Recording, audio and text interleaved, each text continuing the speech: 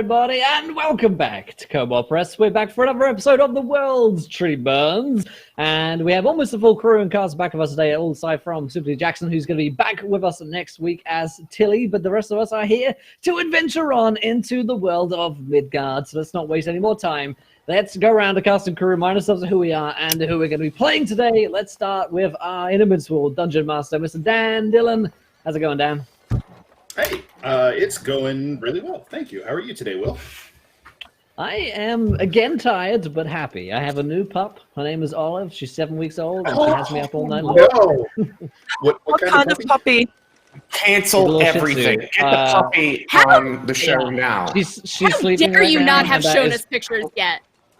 Oh, yeah. How dare! Yeah, okay, yeah. You're right, actually. I'll send them now. Sorry, Dad. Stop everything. We're not We spend continuing the rest of the stream talking about puppies. Well, I am Dan Dillon. I'm your Dungeon Master for this evening here on Kobold Press, playing some 5th edition Dungeons & Dragons in the world of Midgard. And I am having a good day, and I'm ready to play some D&D. It's going to be great. Fantastic stuff. McCloken, how you doing? Nice lights, by the way. Hey, thank you so much. I would just hands down to Birdie for being awesome and knowing how to put them up. So, but yeah, I'm McCloken. I'm a gnome ranger called Cloak. I'm super excited to play today. I'm very curious on what's going to happen. I did not get a new puppy, but if I did, I would have sent pictures, Will. I just want to say that right now. But yeah, I have now. I'm so tired. Where? Let me see. I'll bring her in later after she's finished her nap. She's like the size of a guinea pig. There's like a 20% chance she is a guinea pig. I've only just seen a photo of her, but already I would die for her. I would kill everyone in this room and then myself. Tad bit upset you did not call your dog Puff Puff. Sorry, that might be a middle name. There you go. Okay, that's me though. Good stuff. Scarlet, Moth, how you doing? Hello, it is me. It is the Moth, the Scarlet Moth. I'm back. I don't have a new puppy. I do have 2 adorable dogs, though, and I love them. They're currently sleeping, but they might bark later at the postman. So if they start barking, that's why. I am playing Rowan, the Ravenfolk cleric of Wotan, who is definitely not a ghost. No, sir. And definitely didn't get drunk last session. I forgot about that, but and by definitely not, what you actually mean is definitely did. Definitely, yes. Drunken ghosts. Fantastic sounds like an stuff. amazing And of course, we have Birdie with us tonight. Birdie, how you doing? Oh, it's me, Birdie, aka the Birdie-saurus, and hi, everybody. Also, I just want to say props to me, but also like unprops to McCloken for not knowing how to put those lights up. I don't know. I put push pins in the wall and then stuck a light on it. It's not that hard, but I would have used like duct tape or something if it was me. Teamwork, yeah. So I'm playing Landis. He is a warlock, and he has an imp friend named Edwin, and he's a big old metal boy. He's a Gearforged. That's me. Yeah. And that's for myself. I'll be playing Riodan, the Dampier Paladin, who was responsible for getting people drunk last episode, and probably this episode as well, if you can help it. I mean, there's no evidence to the contrary. Right. anything could happen. But he did some useful things. He found out some information last week, so, you know. He did keep him around. Yeah. Important news for today, everybody watching there in the Twitch chat, is that October Beasts 2 Kickstarter is live. If you want to go check it out, there's a link there. If you're watching on YouTube, we'll put a link in the description. It's freaking awesome, and you need to go and check it out. It's over $100,000 raised at the moment. And 400 new monsters for 5e. You guys probably know about Tome of Beasts 1, which was a huge success and just a fantastic, awesome book. Whether or not you're playing in Midgard or you just want some new monsters, these books are fantastic. So go check out the second one. It's very exciting. You've got 30 days left at the time of us streaming this, so plenty of time to get in there if you want PDFs, hardbacks, softbacks, whatever you want. And a ton of extra editions in there as ever. So check that stuff out. But Dan, I'll hand back over to you, my friend, to remind us a little bit what happened last week on the show and take us into tonight's episode of The World Tree Burns. Sure. When last we left, it was the aftermath of you all destroying a clutch of ogre, giant, and goblin raiders. And there was a great deal of the aforementioned drinking, both for recreational and recovery purposes, also to repair some reputations, as it had become known amongst the crew that Rowan is some sort of ghost, apparently, and their sailor superstition and normal living person superstition was starting to get the better of them. So Riodan embarked on a PR campaign involving copious amounts of rum and stories of how awesome Rowan is, and getting her drunk along with the crew, and that seems to have patched up their attitude toward her, at least for the time being. So you found yourselves in Canton Grisal, one of the dwarven cantons. This one is not actually in the mountains itself, in the Iron Crags. It is off in the foothills, and it's kind of on the shores of the River Argent. You delivered a load of cargo that you've been hauling in your ship, collected your fee for that, and you were in the process of trying to track down whoever is the rightful owner, or at least someone who can help you move this shipment of smuggled adamantine, this rare, incredibly hard, resilient metal. That you recovered from the bandits. And as you had narrowed down who this individual would be, we ended last session with their representative showing up at your ship, saying that they wanted to meet you. And so that is pretty much where we're going to pick right up. So at the wharf where the ship is currently docked, there is a dwarven woman in brown leather armor, fairly nondescript. She has a few scars on her face. She has sort of dirty blonde hair pulled back out of her face and away from her eyes. She has a number of daggers and a battle axe sheathed and hanging at her hip.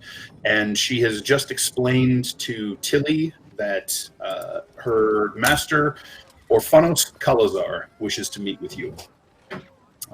And so that information has percolated back through the rest of you.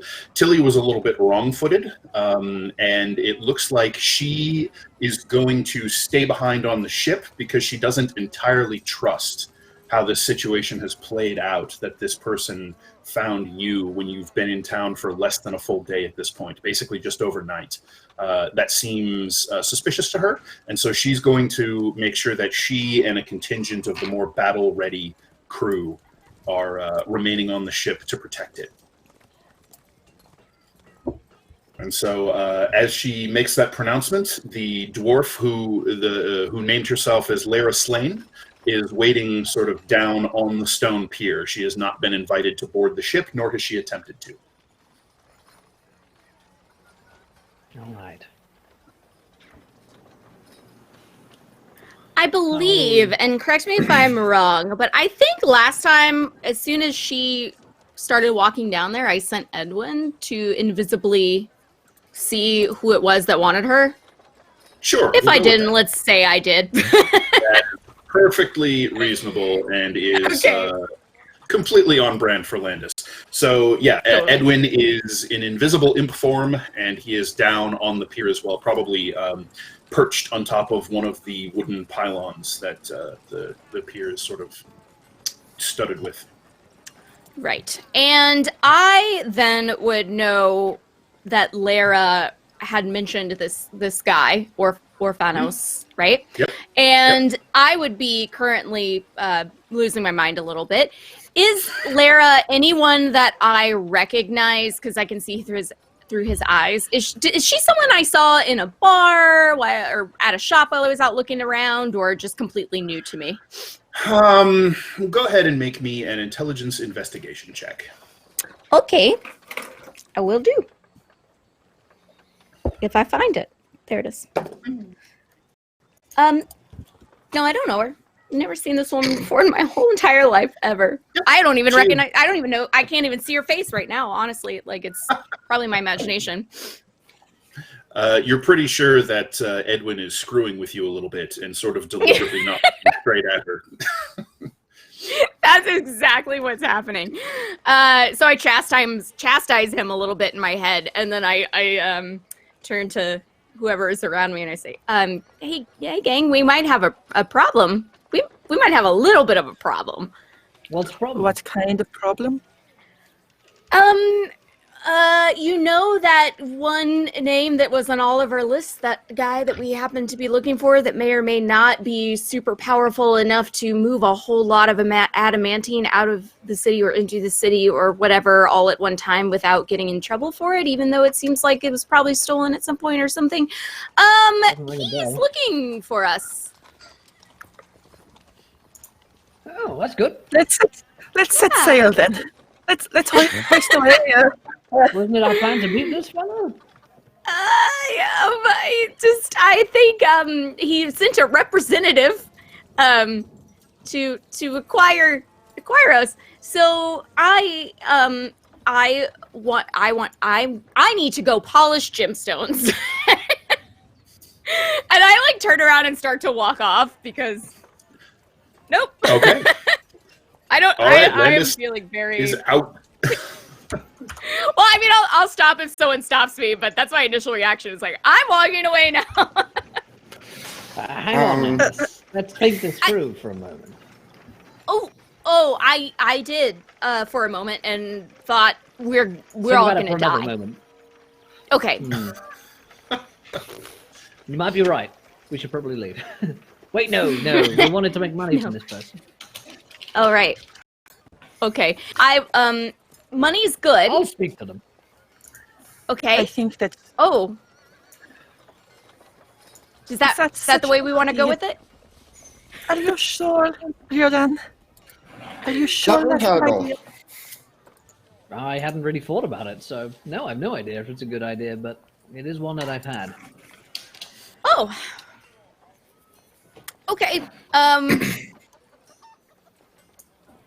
I don't think we can set sail without someone trying to stop us. I think we have to talk to him. I don't think we should all go at once, maybe, in case he murders half of us. Should I go with you? Perhaps? Sure. Yes. What do you want me to do? Just stay here? Yes. But I can haggle. No, you can't. We've established. Yeah, look, haggling! And I pull out my sword. Nope. Nope. God. That's fighting. This will be fine. Okay. That's extortion, I'm pretty sure. Well, okay, Um, how about this? If you want to take Puff Puff, and then if anything goes awry, let her escape so she can get back to me and relay the message. It's kind of what I Well- could have Edwin for. Oh, yeah, that's We'll do right. that as well. I prefer not Okay. to leave you unprotected if we are going to leave you. I mean, you can come. I don't know. We're probably going to die anyways. It doesn't matter at this Well, if point. we're going, we might as well mostly go together. Yeah. Go Dan, down, how we go many, down together. Give me the ship. What? how many ingots of the ore do I have? Because I don't want to say it because I'll mispronounce it. 10. Adamantine? Adamantine. Okay, yes. I always say adamantium, and that's not what it is. I look at everyone, and I'm like, there's only 7 ingots.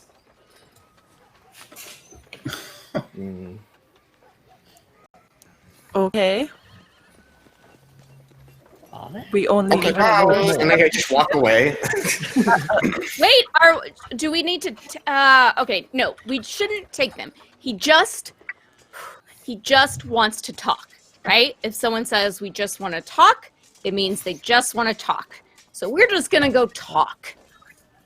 I agree. If someone And says, It's usually a bad sign. Trying to stay positive here, okay? How Listen, we were looking for this person. We have a We were. business proposal for them. we do, which It's is true. question mark? Well, We're we have their stuff. We'll give it back to them. Maybe for a money, finder's or if fee they is go what we're going for, right? find. And if they bully us, the one thing I've learned about bullies is you give in to them all the time. So they bully someone else. So we'll just join their side, and Okay. everything will be fine. Are you sure you don't want me to haggle with them? I'll haggle. No. Are you You sure have that's to stand not- up to bullies. Mm-mm. Do you want me to instill the wrath of gods into them? I'm Maybe. not sure if I do. Not yet. I can also But stab them. I can if stab things them. go poorly, yes. Well, Alright, if you alright. guys go there, I can peck their eyes out. Tempting. you guys It's an go option, there. too. I'm just gonna go wander around and Cloak walks down to the lower decks. Okay, Okay. no problem. Cloak wanders just deep into the bowels of the Say- ship. Phases. He's going. He's through going to the floor. kitchen, but he didn't want to say that out loud. Okay, no problem. All right. So is anyone going out to follow this dwarven lady to her boss, or what? What's the next move? Yeah. Sure. I walk Okay. down to where she is. Mm-hmm. I clear my non-existent throat thing, and I say, "Hello, Miss Slane. My name is Landis. I am the owner of this fine vessel, and it's a pleasure to meet you. It's kind of interesting that you've appeared, as we were looking for your kind employer today. So good timing." So she's kind of leaning against one of those wooden pilings as you come down, and as she sees you approach, she straightens up and gives just kind of a faint smile and nod as you introduce yourself. And she says, "Well, then that sounds perfect. I'm sure you and my master will have plenty to discuss." So much. Great. Let's you, go. then? Oh, me and them too. Hi. Come on, guys. Okay. Okay, so just the three of you heading to go and meet this Calazar, right? Cloak, you're staying behind? Yeah. Okay. All right. So Lara Slane leads you away from the docks into the canton itself, and you have a not exactly leisurely. It's busy. It's bustling. There's activity everywhere. The waterfront has actually stepped up its activity level currently with as the morning sun has risen. Cargo is coming and going in much greater volume and a greater deal of ferocity. The craftspeople and merchants are taking to the streets, and the townsfolk are going about their business. So the streets are densely packed with mostly dwarves, but various folk of other kinds as well. And Lara leads you along a sort of long path through Grisal to the what you would sort of equate it to probably a merchant's or a wealthier sort of district. You can see that many of the houses, and continuing in that sort of theme of squat, stout, gray stone buildings, you can see that the faces of the stone of all of these buildings are much more lavishly embellished. There's a great deal of etching, decoration carved into it. So clearly much wealthier, more well-to-do people live in this area. And you can see many of these houses seem to have their own house guard staff that are watching over the premises. So she seems content to just kind of lead you and not really make conversation, at least on her own. But if any of you speak to her, she responds politely. So assuming that you're just happy to follow her, she leads you to a sort of wide, sprawling house, but it's relatively unassuming given the way it just kind of blends in with all the houses around it. It doesn't really stand out in any particular way. You can see that it is surrounded by a wall with these decorative wrought iron sort of well, it's clearly a spike or a fence sort of deal around the top of the walls, but it's very artfully presented so that it just sort of, it doesn't look like a fortress, but it has the function of it's going to be very difficult for anyone to try and scale these walls and climb their way over. There's a large front gate, which she approaches, and there are two dwarves in half-plate armor standing at attention holding halberds. And they sort of snap up a little bit more smartly when she approaches leading you. One of them bows slightly and says, "Captain Slane, welcome back." She nods and says, "These people are here to see Master Calazar at his behest. Open the gate, please."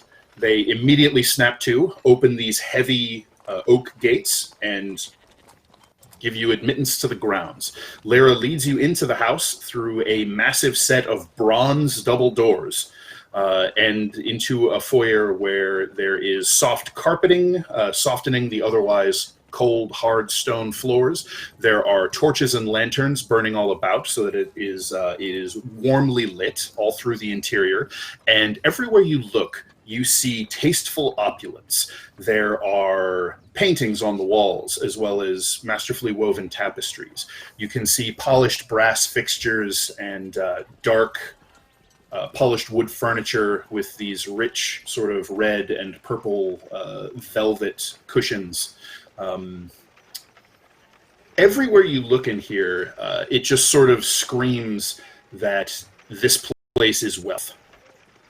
So you're led in. She takes you through the house and to a stairway, and then leads you up, kind of a grand double stairway up to the second floor.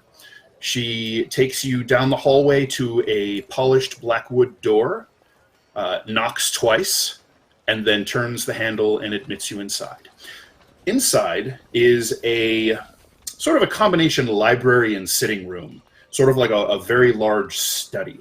There are bookshelves lining the walls, full of tomes and integrated scroll racks. There's a reading desk at one side against some large windows that are heavily curtained at the moment. There are several side reading tables and comfortable sitting areas. There's a fireplace that is burning low to keep the chill of the stone edifice at bay. There is a smell of this sort of soft incense, but also has kind of a spicy cologne note to it as well. And there is music, symphonic music, sort of softly emanating from the room as the door opens. Slane leads you inside, and at the far side, against the far wall, at the reading desk, there is an individual, a dwarf man, leaning back in a sort of overstuffed chair. He has dark brown skin, black hair and beard that are braided and then arranged very carefully and meticulously into sort of a looped ponytail almost at the back of his skull. And then his braided beard is caught in a mithril ring with etching all around it. He is holding in his heavily ringed hand a wand that is glimmering around the tip, and he's slowly sort of weaving it back and forth in time to the music. His eyes are closed, and he's just sort of blissed out and almost unaware of what's going on around him. Slane sort of leads you across the carpeted floor toward the desk and then softly clears her throat. He stops waving the wand, and the music just sort of fades away. And he sets it down on the desk as his eyes open, and he smiles broadly from behind the desk. Lyra, wonderful. I see you've brought the people I wanted. Delightful. Thank you. That will be all, my dear. And he stands and walks around the desk. Slane bows, turns, and heads out, shutting the door behind her. He comes around the desk, and he's wearing He's wearing a green embroidered silk robe that is just sort of loosely belted over what he's wearing underneath. You don't hear any clink of armor or clatter of weapons underneath his clothing, so he seems dressed for leisure and comfort at the moment. He spreads his arms wide and says, "Welcome to my home. My name, as you no doubt have surmised, is Orphanos Calazar. I am delighted to meet you." Mr. Calazar, it is an absolute pleasure. Thank you so much for having us and inviting us into your beautiful home. It's quite impressive. My name is Landis. I am the owner of the fine ship that your captain, I suppose, Miss Captain Slane, right, came to fetch us at. That will do fine, yes. Wonderful. Landis, it is a delight to meet you, and your companions as well. Can I offer you refreshment? Would you care for a brandy? Perhaps something to eat? Have you breakfasted? I myself am fine without, but perhaps my I'll take a glass. companions. Of course. Gear forged, you have no need for such things. But either of you, and he turns to Dan and Owen. Oh yes, I'll be drinking throughout all of this. And food is good, yes. Looks like you probably Wonderful. have a chef around here, so I'll have an omelette and any ham you have. Simply water suffices for myself. A pleasure to meet you. As you wish, as you wish. He claps his hands twice, and a door that you are quite certain was just a part of the wall with the paneling on the stone a minute ago opens, and there is a simply dressed servant who takes the order that he very quickly repeats, and then the individual scurries off. Riodan, he leads you over to a sideboard where you can see several crystal bottles, decanters, flagons, glassware, and he begins pouring 2 large brandy snifters. Excellent. And on that Rowan? note, I must disappear into the shadows for a moment. Wonderful. He pours a glass of cool, cold, clear water, hands it to you, and then takes his brandy snifter and clinks it in a toast with Riodan, and then lifts his glass to the rest of you. And he says, "May this meeting be mutually beneficial, fruitful for all of us." And he takes a long drink. So he points to one of the sitting areas and says, "Shall we make ourselves comfortable for this discussion?" Absolutely, let's do it. Wonderful, wonderful. He leads you over, and as you all sort of settle in around this, there's kind of a love seat, there's a couple of armchairs, all arranged so that you can comfortably see everyone who's arranged around the area. He settles in and says, "Well then, perhaps we should get straight down to business, since I believe we are all quite aware of the state of things, and Not precise. you have... No?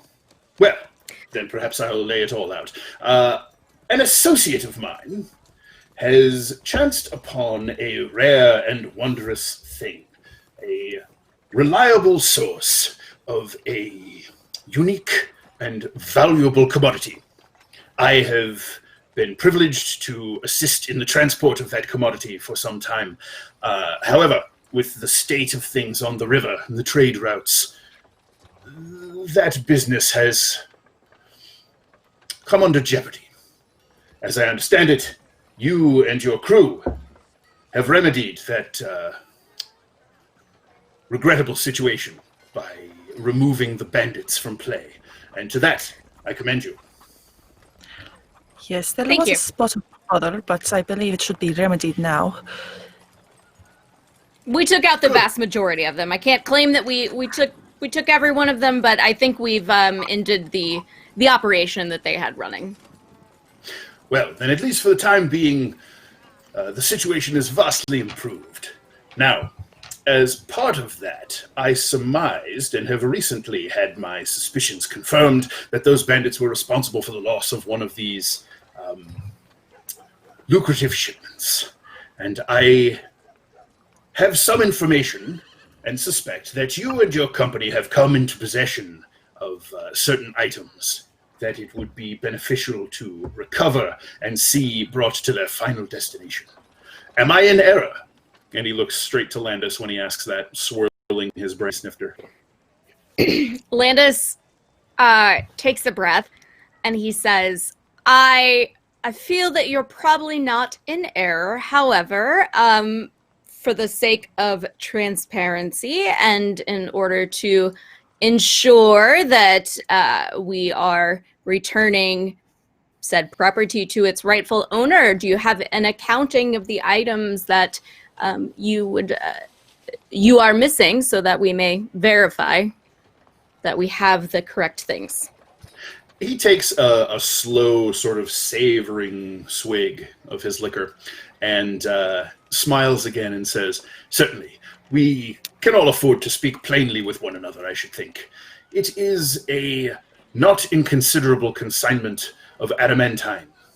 It should be unmarked, smelted ingots, ready for forging. And he kind of lifts his eyebrows as he gauges your reaction. Landis is attempting to do a bit of like body mirroring and things like that, so he lifts like his little mechanical eyebrows too, like just out of habit. He's used to trying to mimic other people to make them more comfortable, so his eyebrows go up a bit, and he says, I can confirm that we did find a broken chest amongst the items that they had taken, and that chest did include some unmarked ingots of adamantine. I can't, if you can tell me how much you had, perhaps I can confirm that it was all still intact in there. I don't believe that it seemed to all be in that everything that had been put in there. And he starts like stumbling a little bit because he's never had to negotiate this way before, and he's like a little bit afraid of this guy. We are not sure that it's I think we have all of it. And we think we have probably all of it, but we just want to make sure that we're on the right. How much did you have or expect, I guess, is what I would like to confirm. So he just kind of waits patiently with this sort of half smile ghosting about his lips, occasionally sipping as Landis begins to ramble and stumble over his words a little bit. And then once Riodan rights the ship, Kalazar sets his glass down, leans forward, placing his elbows on the armrests of the chair, and steeples his fingers. So his fingers are sort of, they're a little bit stubby, and they are heavy with gold and jeweled rings. And he Landis will take note of those for sure. Sure. He smiles across his gleaming jewelry at you, and he says, certainly. I would hate to start our business arrangement and hopefully ongoing relationship with something as crass as lies. There were 10 bars of adamantine. Oh, fantastic. 10 is how many we found. So we are... Lovely. Yes, lovely.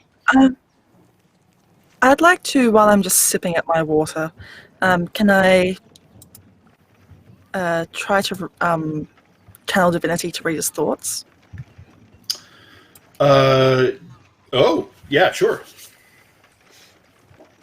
He needs to succeed on a DC 16 with save. So Rowan's just sipping at her water nonchalantly and fiddling with her holy symbol in what looks like it might be just a habit.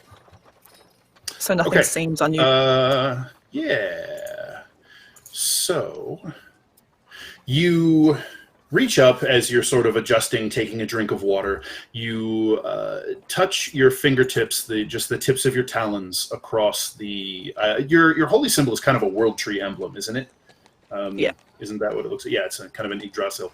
So you touch the etched emblem of Yggdrasil around your throat, and as you concentrate on it, you hear the faint, ethereal whispering of your companion's thoughts, the mechanical click and whir of Landis's mind, the smooth, sort of rich timbered purr of Riodan's thoughts next to you, and you sort of push those aside. I'm like reach Homer out. Simpson.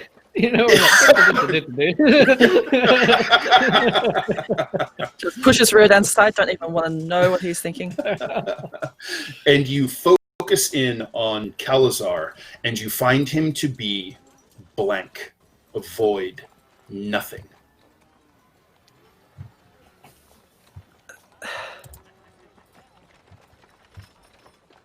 Nothing at all. Not even Not a whispers. whisper, not a hint, not even the sense of a presence of thought or a mind.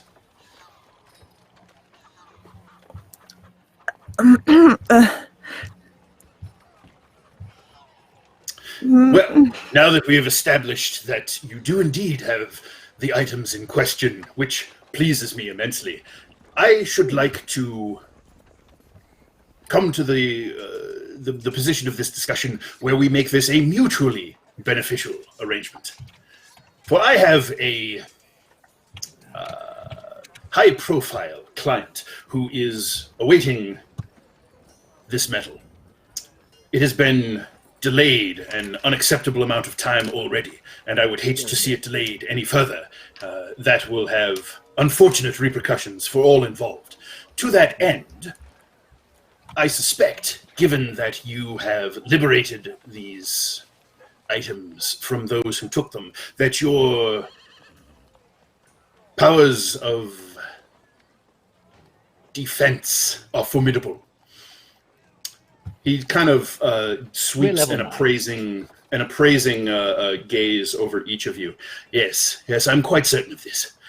To that end, I would like to see to it that you are handsomely rewarded to either turn the materials over to my care, or I would prefer if you would be willing to deliver them to their final destination instead.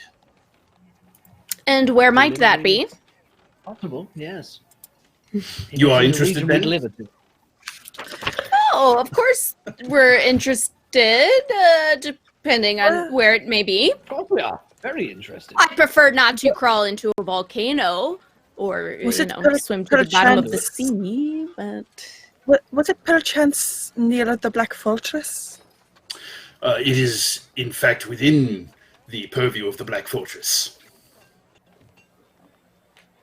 Right, perfect. We are to make our way up that area. Perhaps it would be mutually beneficial for us to deliver it to its final location. Definitely. I will bend my considerable resources to making sure that it is beneficial. To that end, I would like to engage your services to ensure that this adamantine is delivered to my client. Can I ask one more question before we shake hands on this? Of course. How cautious do we need to be in that we are transporting this particular item? Should we make sure no one in the world knows about it, or will we go to our deaths? Is that what we're looking at? Well, I would recommend discretion, as it is highly valuable, and anyone aware of its properties and its uses would be perhaps overly tempted to relieve you of it. Okay. So keep it off the manifest. That would perhaps be wisest. Speaking of keeping things off the manifest, what kind of coinage are we speaking here? Straight to the point, then. Good. Yeah. I'm straight for into the delivery. Here, so. For the delivery of the commodity to my client, I will see to it that you and your companions are paid the sum of 8,000 gold pieces. Half now, half upon confirmation of delivery. Okay, and what about Landis's eyes fee? go so wide. What about the finder's fee for finding it in the first place? It wasn't easy. I have already included that bonus in the offered sum. Well, we'll do it for 10. Make a charisma persuasion check. While they're talking, Landis can I, gulp in robot. can I try to very subtly detect good This is and the evil? moment to roll a while nat 20, they're- and I did. What, you rolled a nat 20? Yeah. Oh my 28. god. 28. All right. Well, your DC was 25. So so he Hell yeah. his smile curls even wider, and he reveals his teeth as he is genuinely pleased, amused, something going on there with your delivery. He says, "You know, Riordan, I think I like you. I'll agree to your terms. 10,000, 4,000, now 6,000 upon confirmation of delivery." I'll take it. Why not? While Wonderful. they're discussing this, may I please detect good and evil? So, actually, using your channel divinity is one thing. Casting a spell is Yeah. definitely going to Draw definitely attention. going to be obvious. Potentially, what sort of components does detect good and evil have? You know what? And I'm just going to remind you that just keep in mind that detect good and evil doesn't actually detect alignment. Yeah. Right. I'm just wondering if there's something else going on with him. So you're going to cast some detect evil and good. It's verbal and somatic. Okay, so you don't have to shout the prayer or anything. You can be fairly subtle about it. So I will let you make a charisma deception check to try and be as subtle as you can while still calling upon the power of Wotan. And I will even give you advantage because Riordan has him so engaged. Okay. And if she needs to cover it up with pretending to cough or anything, she will. Mm-hmm. So we won't take that one, but we'll take this one, which is a 19. Nice. Okay. If he notices you casting a spell, he makes no sign of it. And I think that's probably good enough even to slip past your companion's notice. So, detect evil and good. For the duration, you know if there is an aberration, celestial, elemental, fey, fiend, or undead within 30 feet of you, as well as where the creature is located. Similarly, you know if there's a place or object within 30 feet of you that's been magically consecrated or desecrated. It can penetrate most barriers, but is blocked by 1 foot of stone, 1 inch of common metal, a thin sheet of lead, or 3 feet of wood or dirt. Okay, so you manage to subtly cast your spell, and as far as you can tell, draw no attention to it. And as your senses sort of prickle with the awareness of the fabric of the material plane of Midgard around you, you do not detect anything otherworldly in the area. Apart from myself, obviously. Well, you know. Yeah. Yeah, you don't get a false reading off of yourself.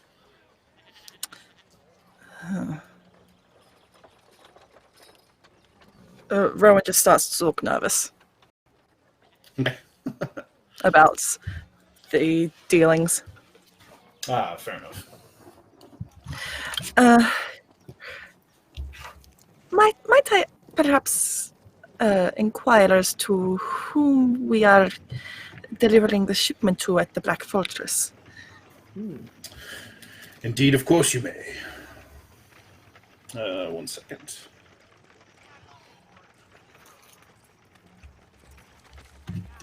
Gonna make a note.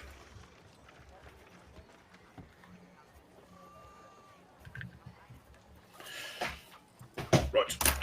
He turns to you and he says, "Yes, of course. His name is Noraval Glanig.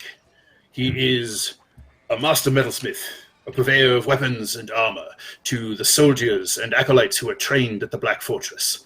The hostilities with primarily the ghouls of the empires below and the forces of the vampire princes and ladies of the Blood Kingdom have been growing more potent of late. And they have engaged my services to locate them only the highest quality materials for the equipment of their champions. That is where this adamantine is bound. The champions of... the champions of Kors, of course, and the other soldiers of the Black Fortress, Canton Grisal. So now, Riodan, I will remind you that Kors is the sun god. That is, yeah, that rang a bell. Yep. Okay. Fine. Different city. Raiden thinks to himself. Actually, Raiden's still thinking to himself. I've made so much money. I'm rich. And what would be the price should we not deliver the shipment ourselves? He sort of tilts his head to the side, looking a little bit puzzled, and he says, "Surely we shouldn't dwell on such unpleasant and highly unlikely possibilities, wouldn't you say?" Agreed. Totally agreed. Rowan, just now. We're rich. I mean, we're in business with this wonderful gentleman, and So he sort of perks up as the door opens, and he says, breakfast is here. Wonderful. And your food is brought. He has food brought as well. Landis, you get to kind of sit and watch everyone eat. So he says, now that business is concluded, please tell me more about yourselves. I find you all fascinating company, as well as your companions who are not present. That is interesting. Really, you've got And so he basically just starts engaging you in conversation about, your voyages, what you may have seen on your travels here, other action that you've seen, other adventure that you've engaged in. Sorry, what? Can I make an... Oh, go ahead, read it in. What was that, Rowan? I was going to say, whoever. don't mention Zoback. Oh, No, don't mention don't- Zobek. Can I make an insight check to find out... I want to know if this guy is just like genuinely interested in us or if he's trying to pull some sort of specific information out of us. Okay, yeah, go ahead and make a wisdom insight check. Cool. A 10. A 10. All right. So as far as you can tell, he is really just genuinely interested to learn about these intriguing people he's now in business with. Okay. We're adventurers, traders, adventurers, heroes, folk heroes, me, not the others, and troubadours. That's almost good. We've been all over the place, Wonderful. sailed all of the seas that there are, or 5 of them. Are there 5? I don't know. Well, and we find stuff, And when we find it, we make sure it gets to the right place. We're kind of it's a thing. We're real good at that. Listen, hey, so I actually used to work primarily in jewelry, and that's some nice gear you've got on your fingers there. Why don't you tell me about it? I'm just trying to distract him. I want to talk less about us and more about him. Okay. So he sort of glances down to his beringed fingers, and he smiles, and he begins just sort of engaging you in shop talk, essentially. Okay. Says, well, I can see you have a discerning eye. Yes, these were crafted by the finest jewelers. It just starts going off, right? So he goes off for a little while. He does circle back around to talk about you and your exploits, again, because he's quite interested. He doesn't really pry, though, so if it seems like there are areas that you're not interested in sharing or steering away from, he allows the conversation to move around those and back to places you'd rather speak. So he is being very cognizant of things you don't want to talk about and not pushing. Oh, okay. Well, then I appreciate that, and I get more comfortable as the conversation goes on, and I'm definitely like less nervous and less rambly and more friendly and stuff because I'm starting to see this guy as potentially an ally. Cool. Great. I myself was a fortune teller and seer in my village once upon a time. Really? Perhaps you would like me to demonstrate. Well, I will admit that I generally place little stock in such things. However, I am well aware that certain divinatory arts are indeed effective, and it would be foolish to ignore an omen. If you are Indeed so inclined, I suppose you may proceed. She will tentatively reach out to grasp his hand Sure, yeah, he'll hold his hand out. and start to read the lines and then throw the bones. Okay. All right. Go ahead and I suppose make me a wisdom religion check. I can't remember if I could probably use one of my traits.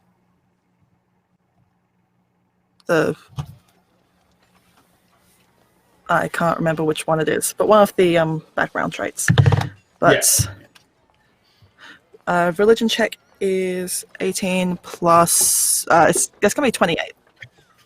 28. Geez. All right. So, is there anything in particular you're trying to learn, or are you just casting to see what Fortune has to say about this individual? What Fortune has to say about him, and also I just want to know his deal. Well, I mean, this isn't necessarily going to tell you his deal, but no, I just want to glean something. Right. So.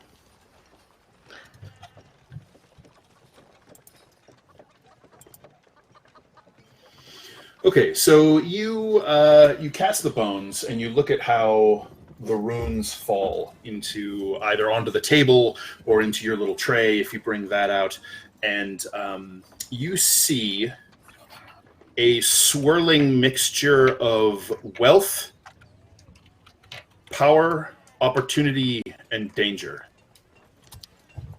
surrounding this individual. You have interesting mixed fortunes.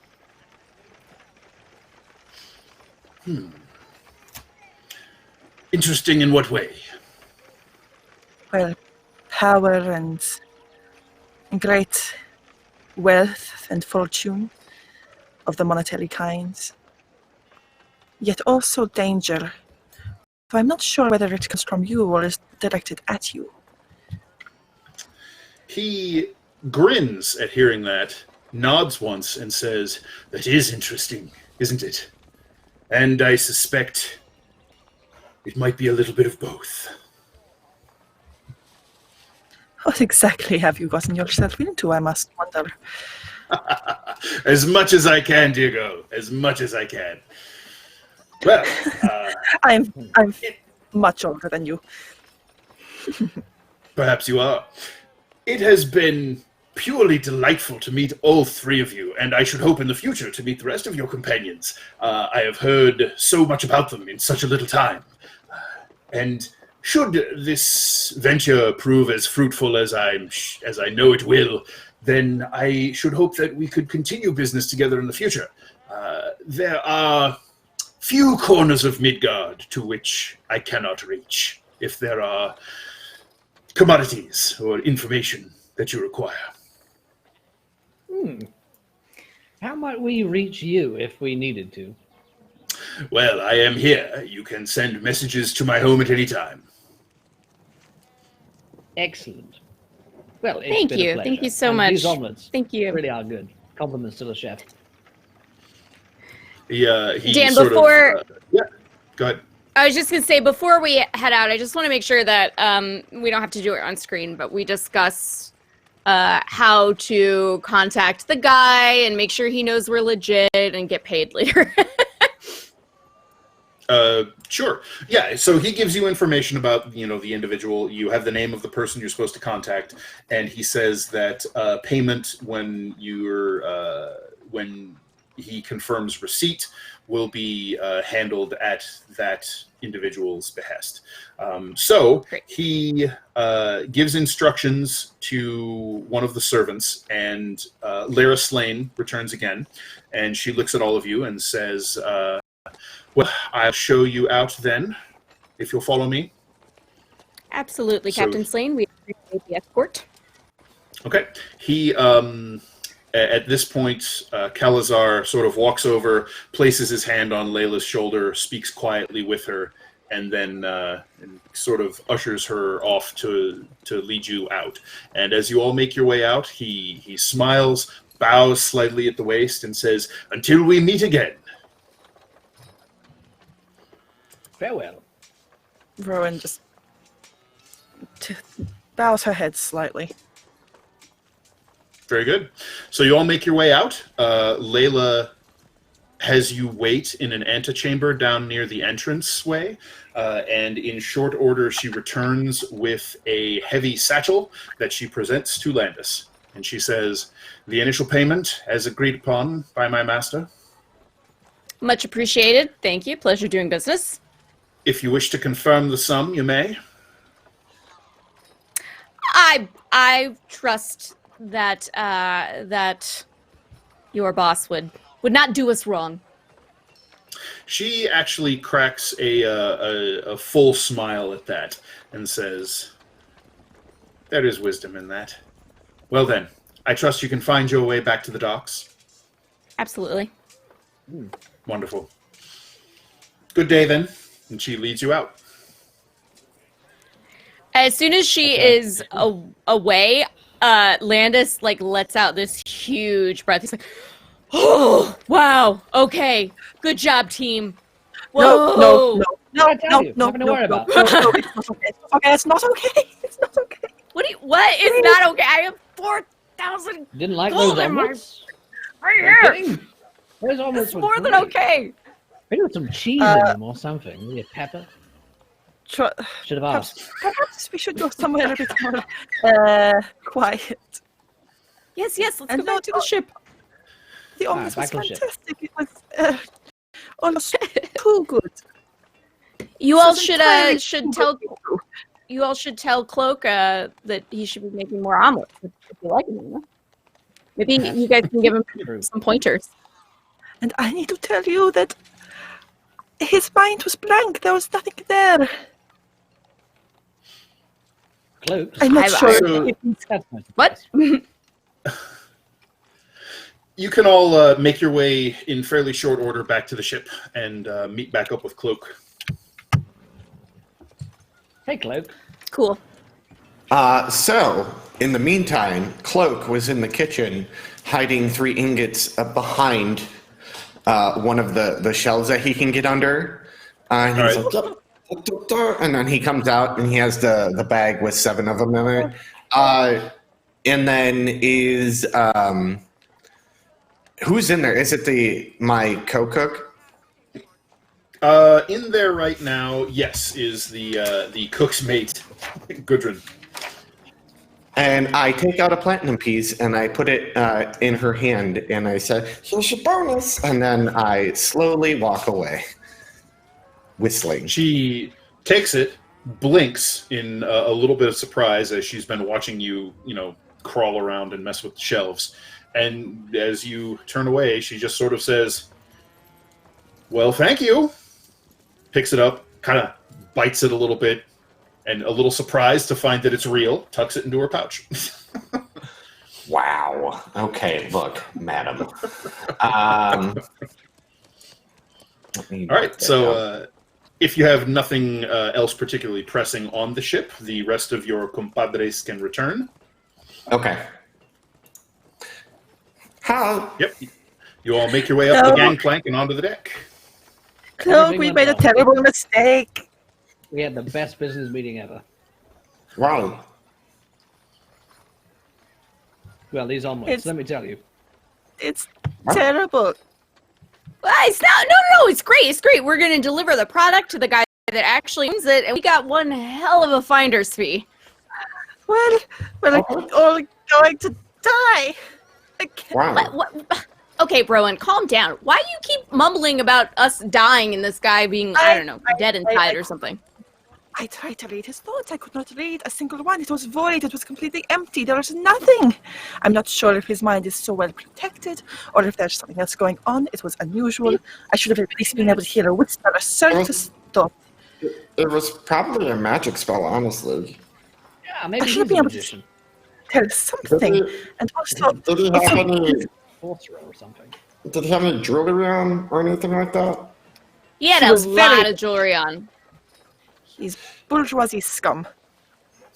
Oh, he was listen, no, ignore her. He was a good dude.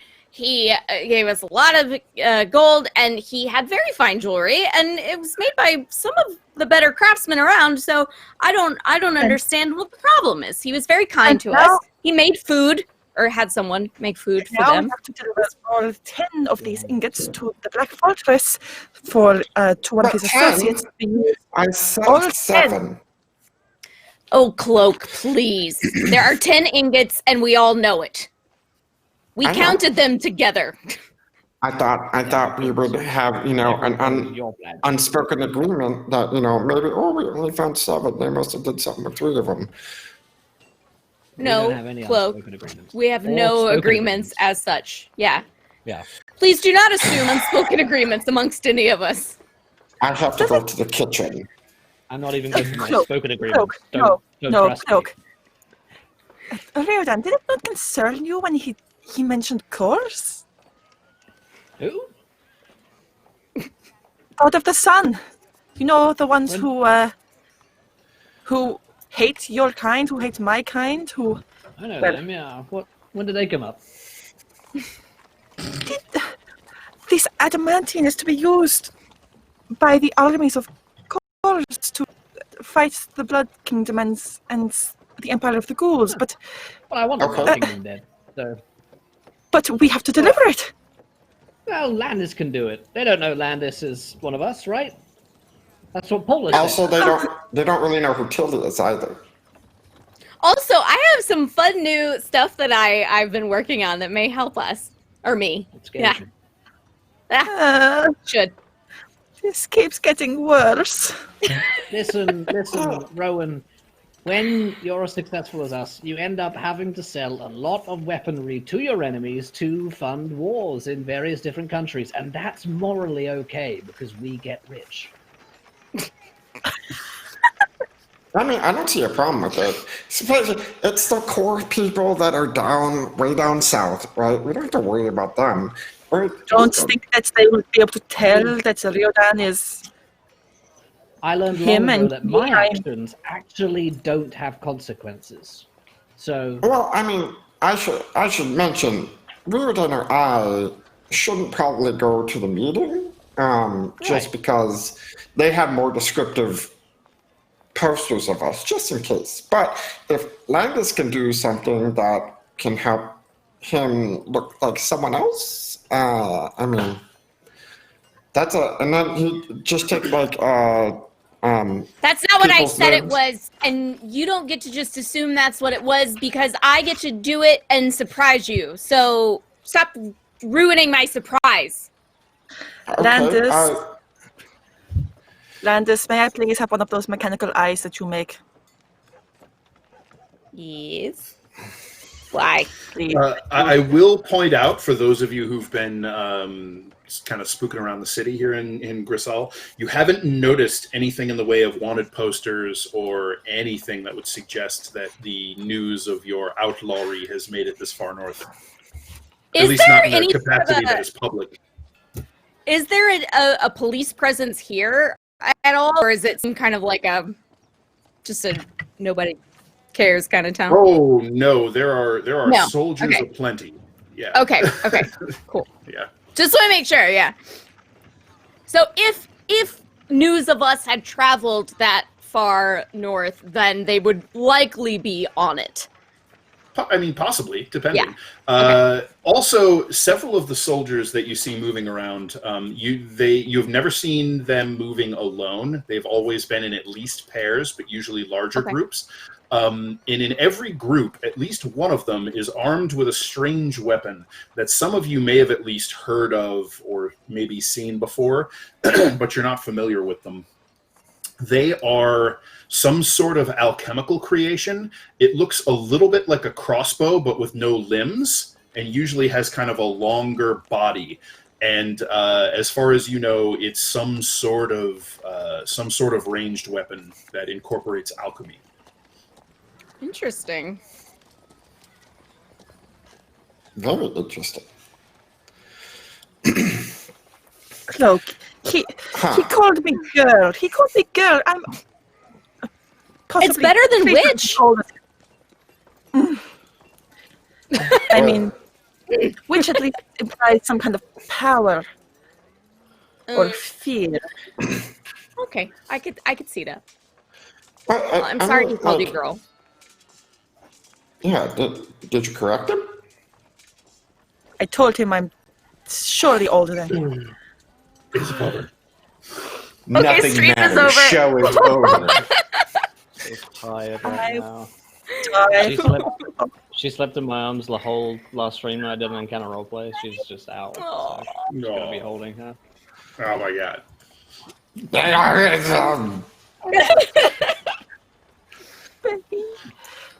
Oh, We can I'm move sorry, on. what was where were happening? Yeah, what's going on? I don't know anymore. look, I am not sure that we can trust him as far as I can throw cloak, but I'm not saying you should, but what I do know is that if he gave us I a know part of the sum, He gave us 4 Gs. I mean that's a lot of He did. fucking money. So And with 6 more another on the way. 6 promised. You're I welcome. mean by we the should way. deliver this money. I mean this boat ain't gonna fix itself. No. I have worked out the calculations on that as well, and yeah, I think this money will this will be invaluable when it comes to getting the ship in Okay. tip-top shape. you all care only about money. No, about the boat. I've Yeah. made it The boat very needs clear money. From the start, Rowan. I mostly care about money and sometimes drugs. What I've been learning is that the more money I put in the boat, the more money I've been getting back. So I'm a businessman now. Business gnome. I'm sorry. Rowan is going. If Landis has the eye in his hand, she's going to snatch it from him and stomp I down to her I quarters. haven't gotten it yet. I don't have them with me. I have to go get it. No, she's just going to go stomp down to her quarters then. Okay. All right. At right, this so, point, though, Landis promised the eye. He is gonna once we disperse, I will go get it and bring it down to her, and I'll knock lightly on your door. Rowan, Most people don't have actual cabins. They just have bunk space. Oh. The only ones with cabins are Landis and Tilly. then I will knock so, yeah, on the you side can- of her bunk. I'm Rowan? going down to where Tam is. Okay. Tam, when you go down to check on him, Rowan, is conscious. He is awake. He is not sitting up, but Kaja is feeding him some broth. You're looking in much better shape. He sort of pauses between drinks of broth and looks up. His face is still terribly sort of ashen. There are deep, dark circles under his eyes, but he smiles and says, all things considered, I guess. And he looks down at the bandage-wrapped stump of his left arm. He says, I understand that you saved me. Thank you, Rowan. Thank you very much. It was not just I, but also Kaja, she has done a great deal to help you recover. I would not have done it at all. He smiles and sort of gives a faint chuckle and says, "Oh, I know. I haven't stopped thanking her yet either." And Kaja just sort of laughs and shakes her head.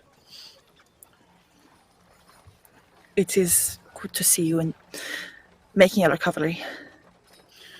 Well, I think I'm through the worst of it. So once I'm feeling up to it, I'm looking forward to seeing if I can still make myself useful around the ship.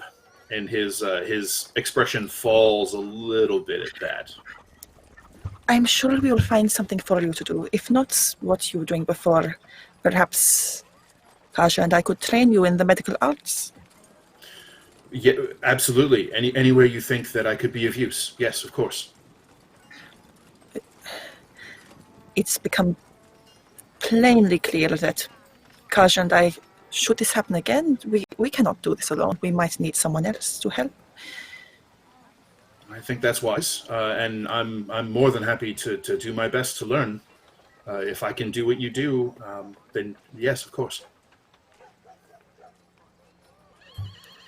We shall discuss it when you have made your full recovery.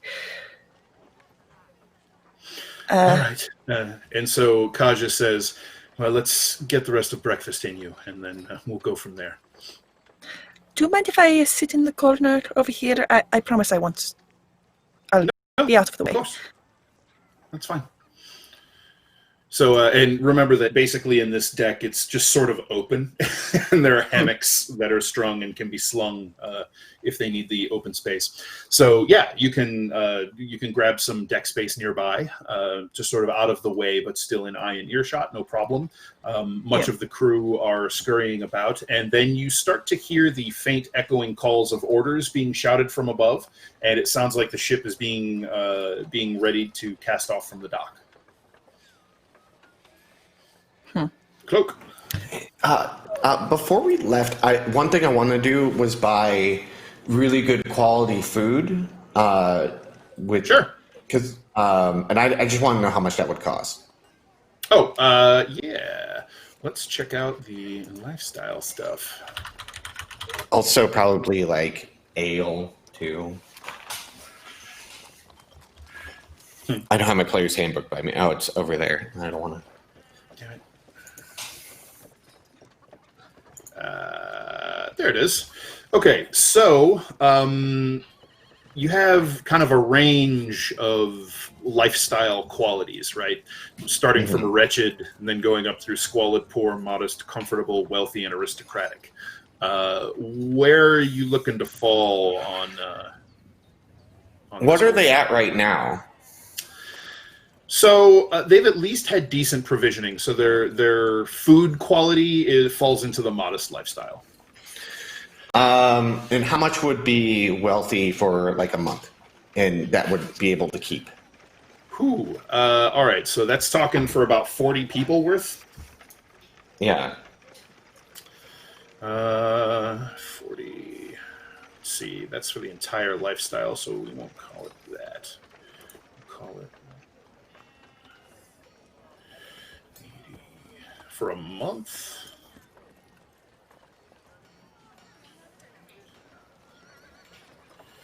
So for a month, we will call it 1,600 gold to have wealthy quality food for 40 people every day, every meal for a month. Okay. So this is what I'm going to do. Landis does not authorize this from the ship funds. No, so I would go talk to Landis and be like, so I think what we should do, and this is like before we left, can I get like 400 gold to buy wealthy provisions that we'll keep? And like every once in a while, what we can do is like maybe like once a day or like once a week or something like that, we can have a special meal for people where they actually like get a good decent meal to kind of boost morale a little bit with the crew. And some ale, you know. You think you can make that happen with 400 gold? Yeah. I mean, for a one-time thing? For occasionally. Like a week. Yeah, for occasion. Like, so my plan is when I was in the Navy, when they did holiday routines, they had like Sundays they would have better food than what we normally got, like the actual omelets and like stuff like that. So 4 nice meals is what we're talking about, right? 4 nice meals. If we do a week, I think it's 400 gold if I did my math right. Well, so 7 days worth of nice meals? Because they're not going to happen every meal. No, it'd be like once a week. Okay. It's once a week where they would get like a nice ass meal. What I said. Yeah. Of course. Yes, you can spend 400 gold to have the provisions on hand to feed the entire crew one wealthy quality meal a week. Okay. So what I would do is out of the 700. I will give you 500 gold Okay. to do with as you will for the food. But that's it. Until we get paid again. Okay. What do our provisions look like right now, Dan? I mean, you guys are sort of paid up on crew salaries and all of that stuff, so provisions are fine at the moment. You have plenty of stores. Yeah. So this is what I would do. Out of the 400, because I'm taking the 400 out of what I got. I got 758, right? Birdie? What? For what? What, for the cargo and cash split? Yeah. 798. 798. So I would take 400 of that, and then I would put adding 2 of my own gold from that. I would put 400 towards the supplies for our next shipment up to the Black Fortress. What? I'm so confused now. Yeah. So I'm giving you 500 gold from Yeah. the 4,000 that we just made. Oh, okay. So the other 798. Are you doing the treasury thing where you have our money? No, you Sounds have your like own it. money. Okay. I just have 4,000 gold that came from the guy that just handed it to me, and I'm Okay. giving you 500 from that to do with as you please, food-wise. Okay. You can do whatever you 798. want with your 798 that you have. I was just telling you how much you had. Okay. If you want me to hold on to it, I'll hold on to it, but that wasn't my plan. Okay. So then 400 of what I made from the profits, I'm giving back to you for like shipping ores and like stocking the ship for shipments. Okay, but I don't think we're picking up a shipment this time. Oh, okay, then never mind. Okay, mean- so Can we, Dan? Are we able Yeah, to? I mean, you can if you want, sure. Right now, the ship is just being moved away from the docks because Tilly didn't want to pay extra berthing fees for it to stay there any longer than it needed to unload. So they're Okay. moving it out to a per water anchor, and so they're not having to pay repeatedly to keep the ship close in. So if you Okay, guys want well, to if we- load something up, yeah. that's fine. Totally. If we can, then I would love to get a shipment going for the next one. It will help us with cover getting to the Black Fortress as well, making sure we have something on the manifest that makes sense. But I know last time it was too much to get anything more than 500 gold worth. Is that kind of the case here too, or do we have a different number to shoot for? Oh, I mean that's probably around about the most you could pick up, yeah. Okay, so then And you may not get the same returns depending on how it all goes down. But yeah, no, there are supplies that are going to the Black Fortress for sure. Okay, yeah, then we'll pick up 500 gold worth of supplies, and Landis is putting in 200 of that. And Okay. so whoever else the 3 of you would like to also put in, feel free. If not, that's fine. I'll put in 300 and cover the rest of it. Okay, well Unless that anyone else excludes everyone wants else. their own money. Yeah, that's what I'm saying. Does Well, anyone else I'm want to just put saying, in? if no one else wants to give up their money. To be honest, I didn't read any of the group chat about how much money I have. If I have the money, Reading, you have 598 right now, and Rowan How has much money? 798. He'll pay the money, and he thinks he's a 7. millionaire after signing that deal. Okay, so you'll put in 100. Is that what you said?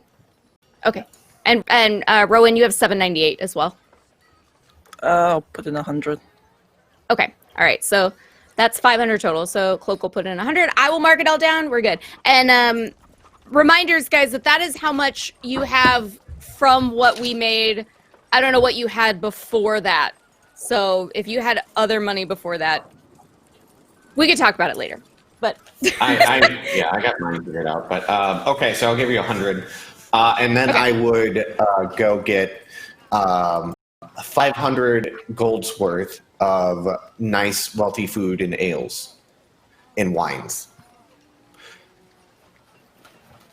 Okay. No problem. Done and done. Okay. Who has the ship inventory? Is Landis coming down to give me that eye? So I would imagine that if you are hanging out with in the med bay or whatever it is now, Landis would have gone to your bunk and found that you weren't there and left the eye in a pretty little silk handkerchief, like tucked onto your pillow. Okay.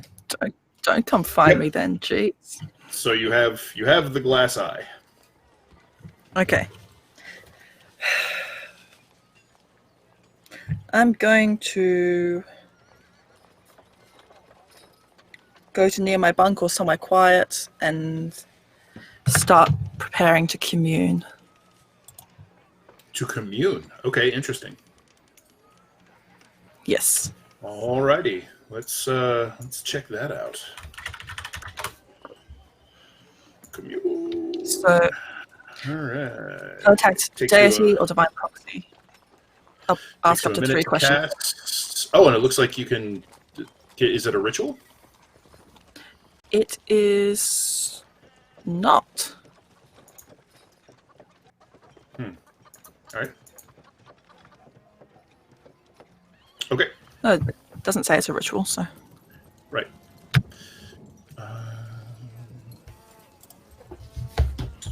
Right, so you contact your deity or divine proxy and ask up to 3 questions that can be answered with a yes or a no. You must ask your questions before the spell ends, so it lasts for 1 minute.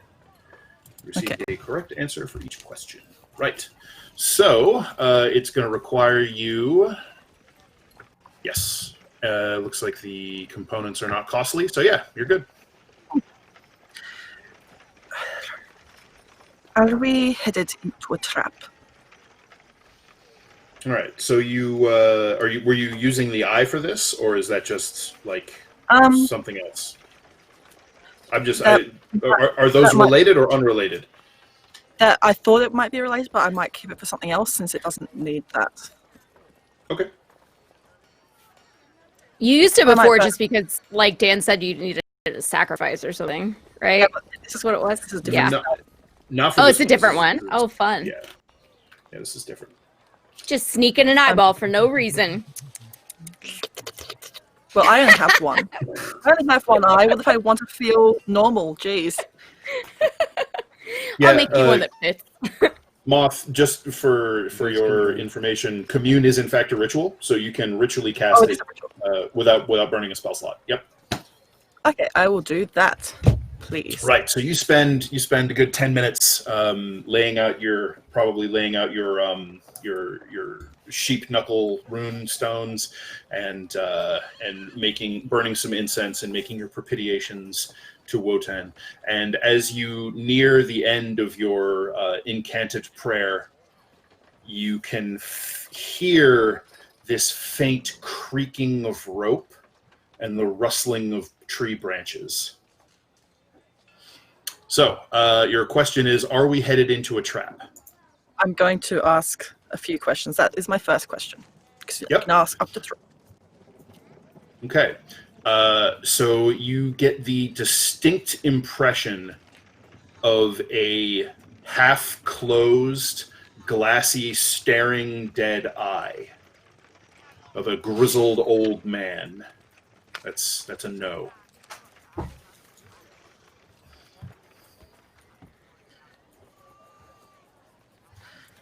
Question 2.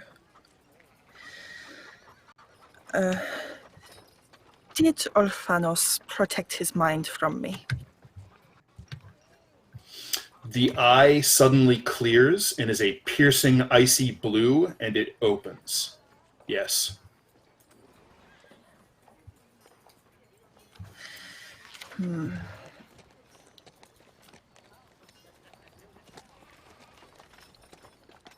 She considers asking a different question for a moment, but settles on.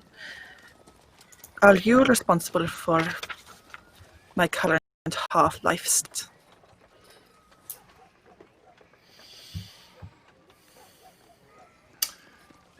the pupil suddenly dilates, grows wide, and then it just keeps going until the black pupil almost completely overtakes the blue of the iris, and the light in the eye goes out as if you're watching this person die as he hangs from the branches of this tree. And the eyes just sort of slowly closes. No. And then these visions stop.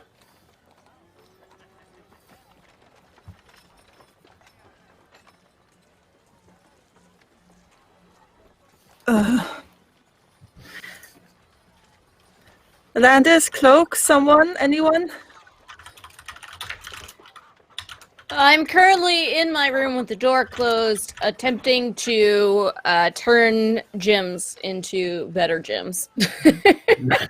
Right.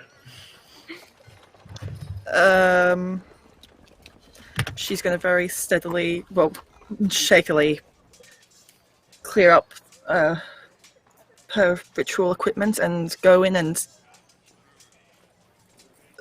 kick open Landis's door. Nope.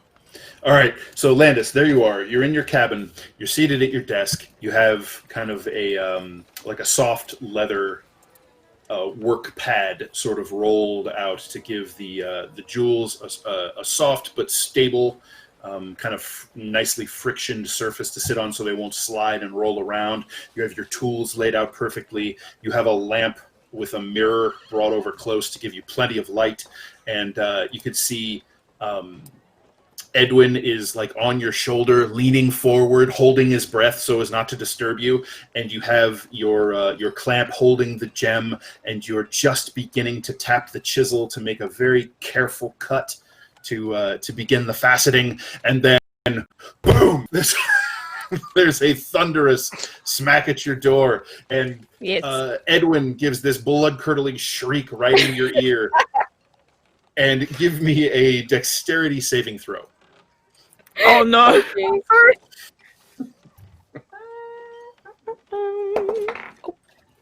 I imagine if the door was locked, it would almost be like a bird hitting a window.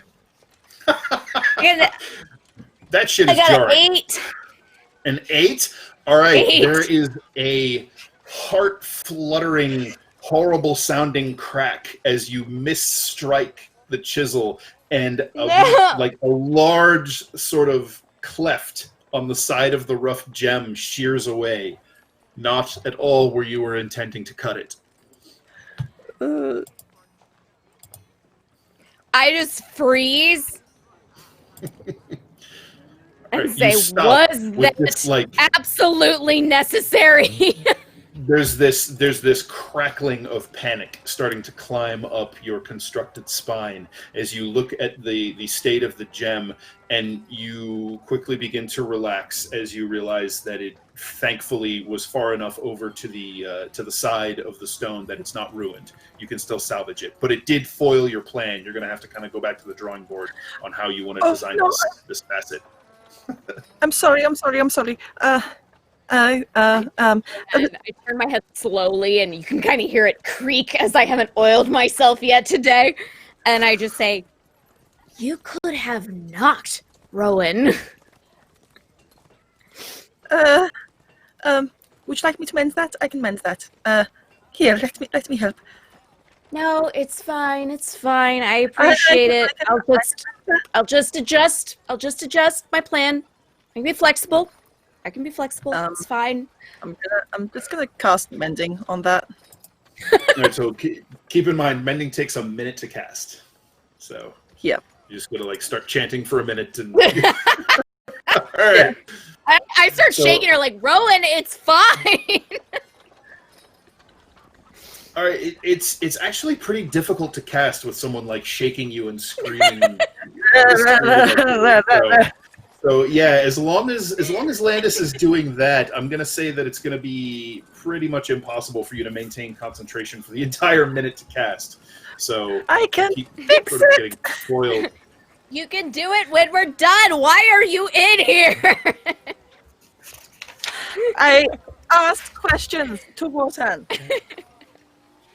It's important that you know. What questions? What questions? Why? What happened? Tell me. Well, Yeah. we're not walking into a trap. Okay. Could have told You you should be that. very But sure, busy. that's great. I'm glad that we have confirmation. Thank you, Rowan. Karazal did protect his mind from me, though.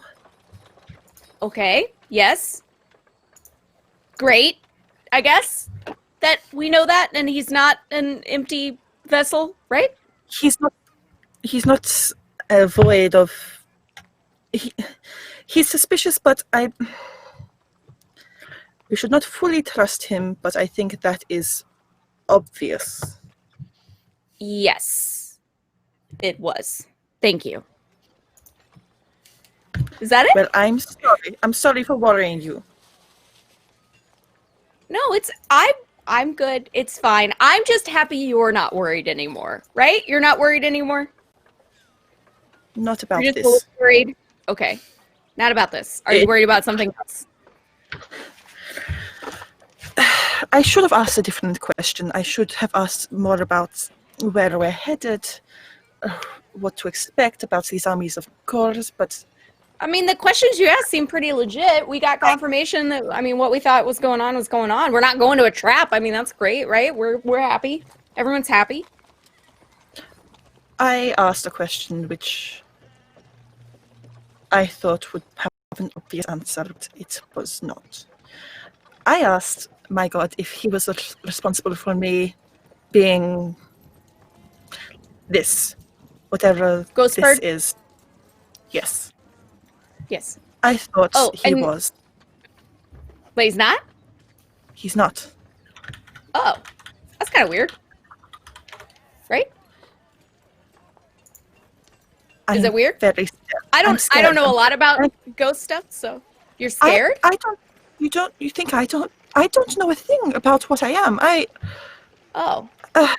I guess I just assumed like you knew you were ghost and how I you do. got ghost. I'm not even sure how it happened. Oh. Do you know when it happened? How long have you been this way? A considerable time, but not.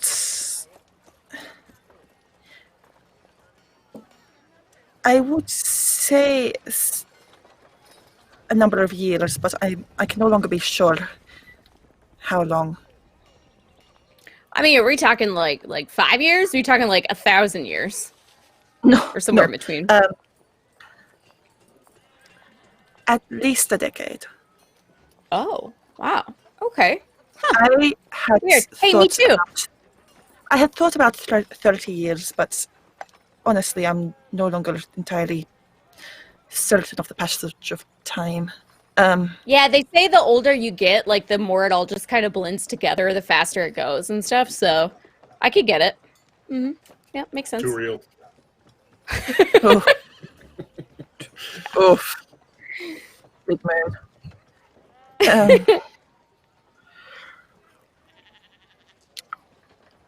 I thought I knew what had happened. I thought that it was my god punishing me in a way for or keeping me around to do his bidding, but I'm not certain. And the answer I got was not reassuring. He said it wasn't his fault? It wasn't his doing. He was not responsible. And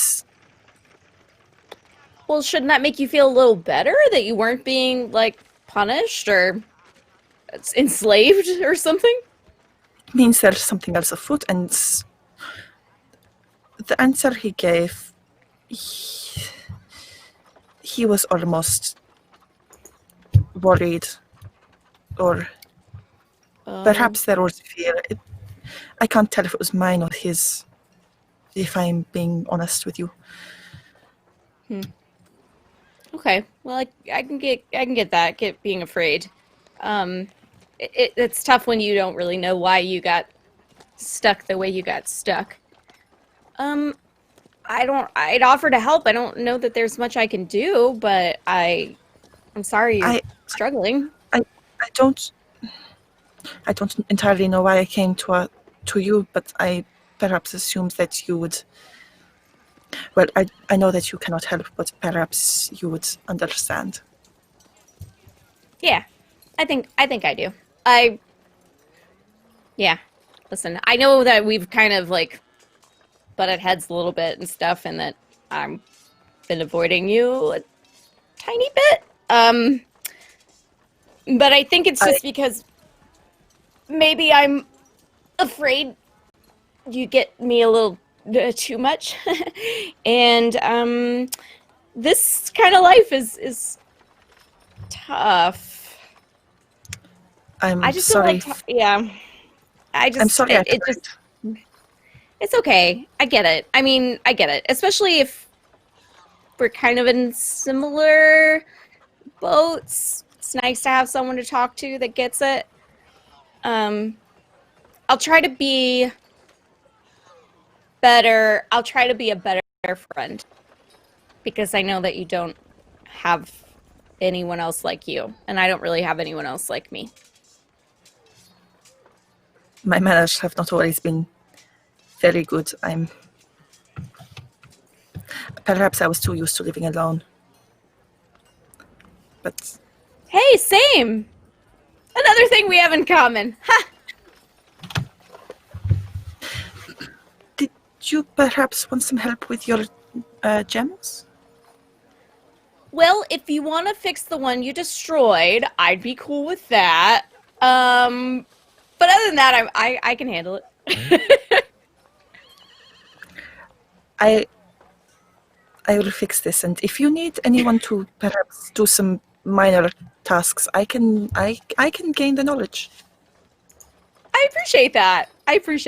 Right now, I'm just gonna like do some alone time, though. I know we just talked about like being friends and hanging out and stuff, but like So I am losing my mind a little bit on this journey, and I want some time to just focus on something I know how to do really well and do that.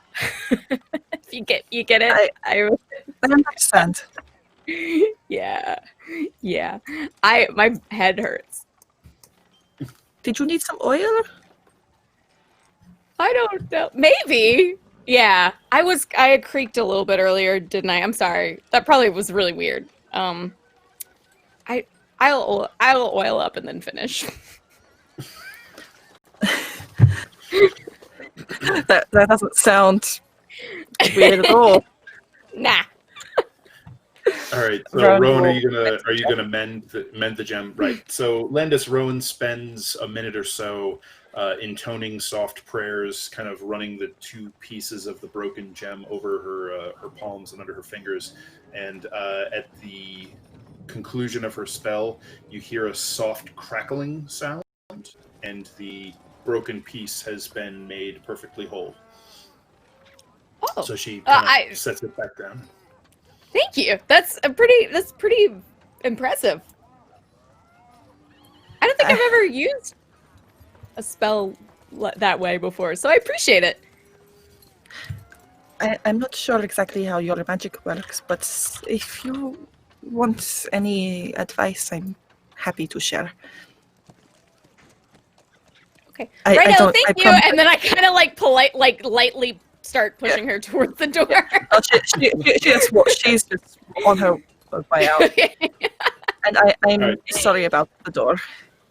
You know what, Rowan? It's good. I appreciate it. Thank you so much. Good talk, Rowan friend. takes her leave. Landis, you can lock yourself back in your cabin Yeah. and resume your work on the gems. I will also like move the dresser over in front of the door. All right, so you barricade yourself in a little bit and immerse yourself in your craft. So in the meantime, Cloak, while all of this was going on, you probably took the rowboat back in to go do your supply shopping and gather up all of that stuff. And I suppose you guys were wanting to buy commodities as well. All of that cargo loading up, all of that good stuff happens while you're working on this. Now,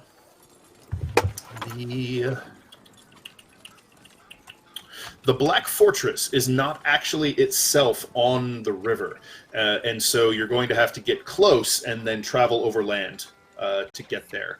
So you can see that Tilly and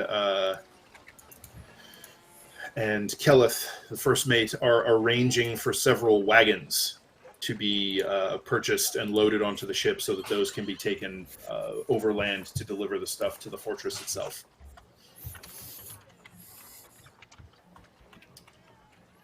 Other than How that, long is this anything journey else? to get up there, Dan? Actually, not very long at all. Grisol. I mean, it's it's less than a day's travel up to where you're going to need to stop and then take to land to get to the Black Fortress. Wow. Yeah. Okay. Yep. Okay. Yes. So, anything else anybody wanted to do in Grisol while you're there, or because it's kind of a trade hub. It's civilization settlement. If there's anything else you guys wanted to pick up or look for, Can I buy thin sheets of lead? Sure. Okay. Yep. I don't know how much that costs. Basically, you want enough to hide the adamantine in, right? Yeah. All of it? Yeah. That would probably cost you somewhere in the neighborhood of 25 gold. Okay. I get that. Yep. Okay. Should I buy a shield? We got a shield. Did you get me a shield? Yeah, you thought- guys claimed a shield off of the Goblin War Boss. I thought that was a badass shield. no, we got the fancy armor, which we gave to Chiron, and then we got a javelin and a spear and a belt, and the rest of it was just other stuff. He had a shield. It wasn't magical or anything, but it was a nice, Yeah, well-crafted shield. I'm pretty sure Cloak gave it to Chiron without asking any of us. That was the armor. Just the armor? Yeah, Chiron's not it. Okay. Chiron isn't interested in using a shield. Okay, well then we have a shield. Yeah, there you go. Is it hopefully not too heavy? I mean, it's reasonably heavy. I just want a wooden one or something that's I can hold with my weak Yeah, foot. it's not like it's like solid iron or anything. It's mostly wood, but then it looks like it has some metal facing on it. It weighs 6 pounds. I don't know how much that is. I'm just telling you, that's how heavy it is. It's not heavy. Not Okay. super heavy. It's like, what's that in kilos? It's the Oh, God. pounds. It's the weight of a small-ish cat. Okay. Or like a bag of russet potatoes, the decent sized one. That's okay. 2.72155 kilos. So 3 Okay, that's kilos. That's Small fine. cat. I'll go with small cat still. I'm taking that shield. Okay. AC Okay. plus 2. You have a shield. Make sure to add it and equip it and all that. There you go. Right. I want to So, find yeah, Chiron Sure. when I get back, and I go, ho, and then I hold out my hand, and if she puts it out, I grab her hand. I was like, did a good job out there, and I give her a platinum. Oh, so she holds out she takes her hand when you offer it, and she says, "Hi, hello, Cloak," and looks down at her palm after you've passed her the platinum coin and says, "Well then, happy to be of service. If most away party actions are going to be like that little jaunt through the woods and a platinum for my reward, you just let me know anytime." Oh, of course. Did I see this? No, you're in your room. You are holed up in your room. Well, I was gonna say at some point I actually if we're leaving, I would have gone out at some point to Eventually, grab yeah. a couple things on the shore. Sure. I didn't know when this was happening. Oh, it's make me a wisdom perception check. Let's see if you happen to be around when it happens, because it wasn't hidden or anything. I probably did because it's a 19 plus whatever my perception is. Yep. You happen to be up on deck whilst this is going down. Okay, noted. Thank you. Okay, no problem. Landis will remember that. Also, Yeah, I'd like if to go on there's shore anything and just, yeah, I want to replenish my Gear Forge cleaning tools. Yeah, sure. In fact, And- yeah. there are temples to Voland, the Forge God. Okay. You can maybe find a smaller temple to Rava, but you're getting sort of out of her her sort of fold on the face of Midgard, which is very much centralized in. What's that place called that you guys hung out at a bunch? Zobek, that's the one. You can find some. There's some gear grinders. There's some clockworkers, that sort of thing. So you can get everything that you need. No trouble. Yep. Okay. Cool. If How much anybody do I wants spend? I mean, you're just replenishing supplies. We don't need to worry about like the gold cost of that. It's just kind of wrapped up in your everyday stuff. Cool. You have a flow of income at the moment, so you're fine on your sort of personal repairs. If anybody wants things like, I don't know, any equipment, any alchemical stuff, any healing potions, you can get them here.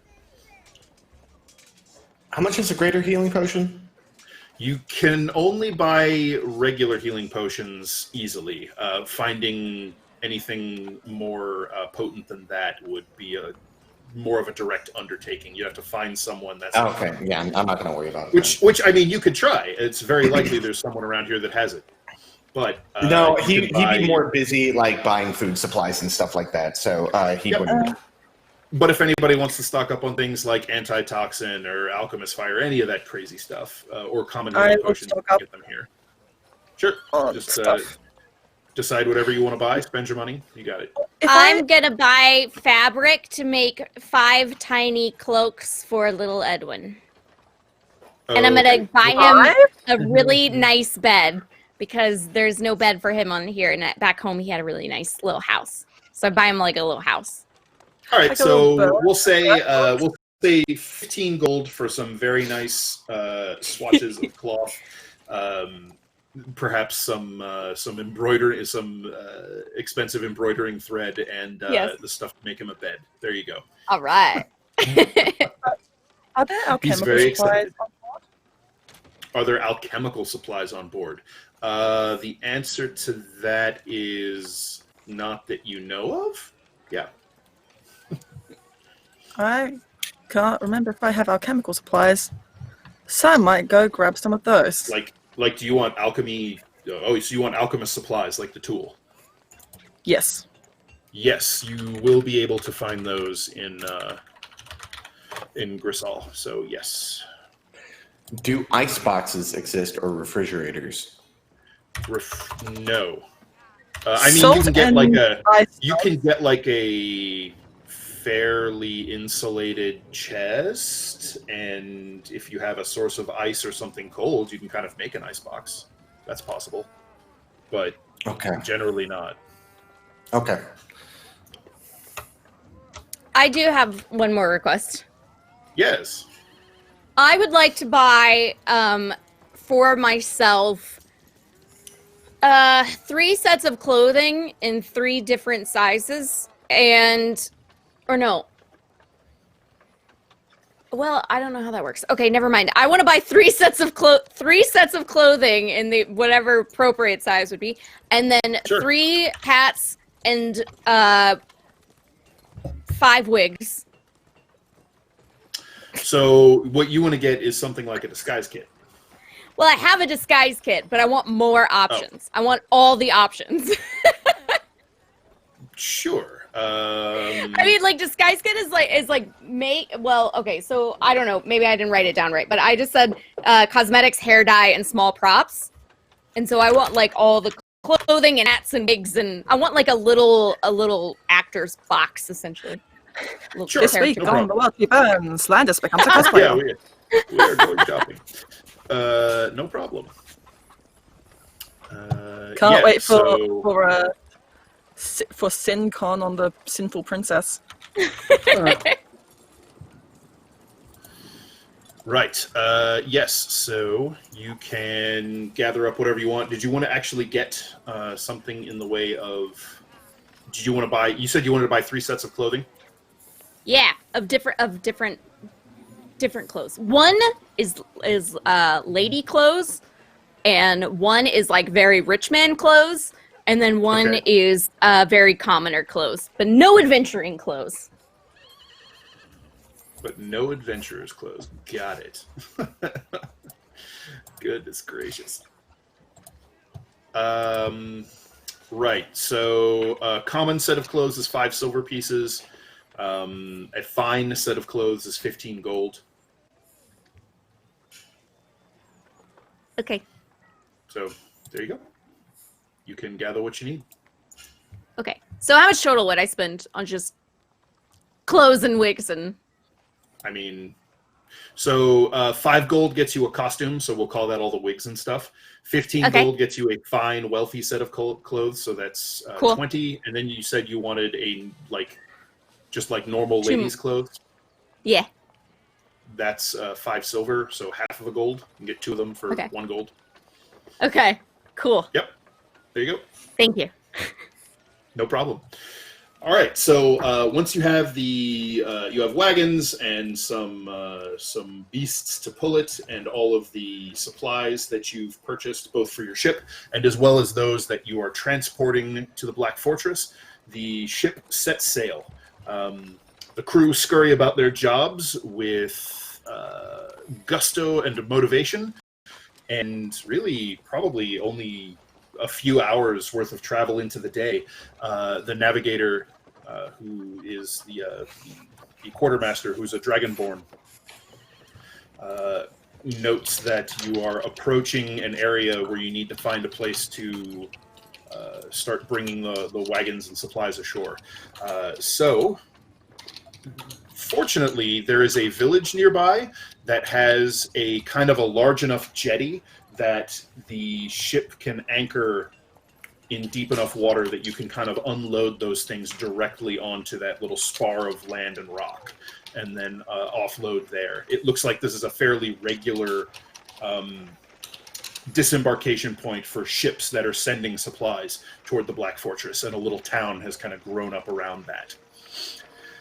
So all of the wagons and supplies are offloaded onto the shore, and your group, Tilly, and then probably 5 or 6 of the crew are going to get together to manage moving all of the supplies along the road toward the fortress.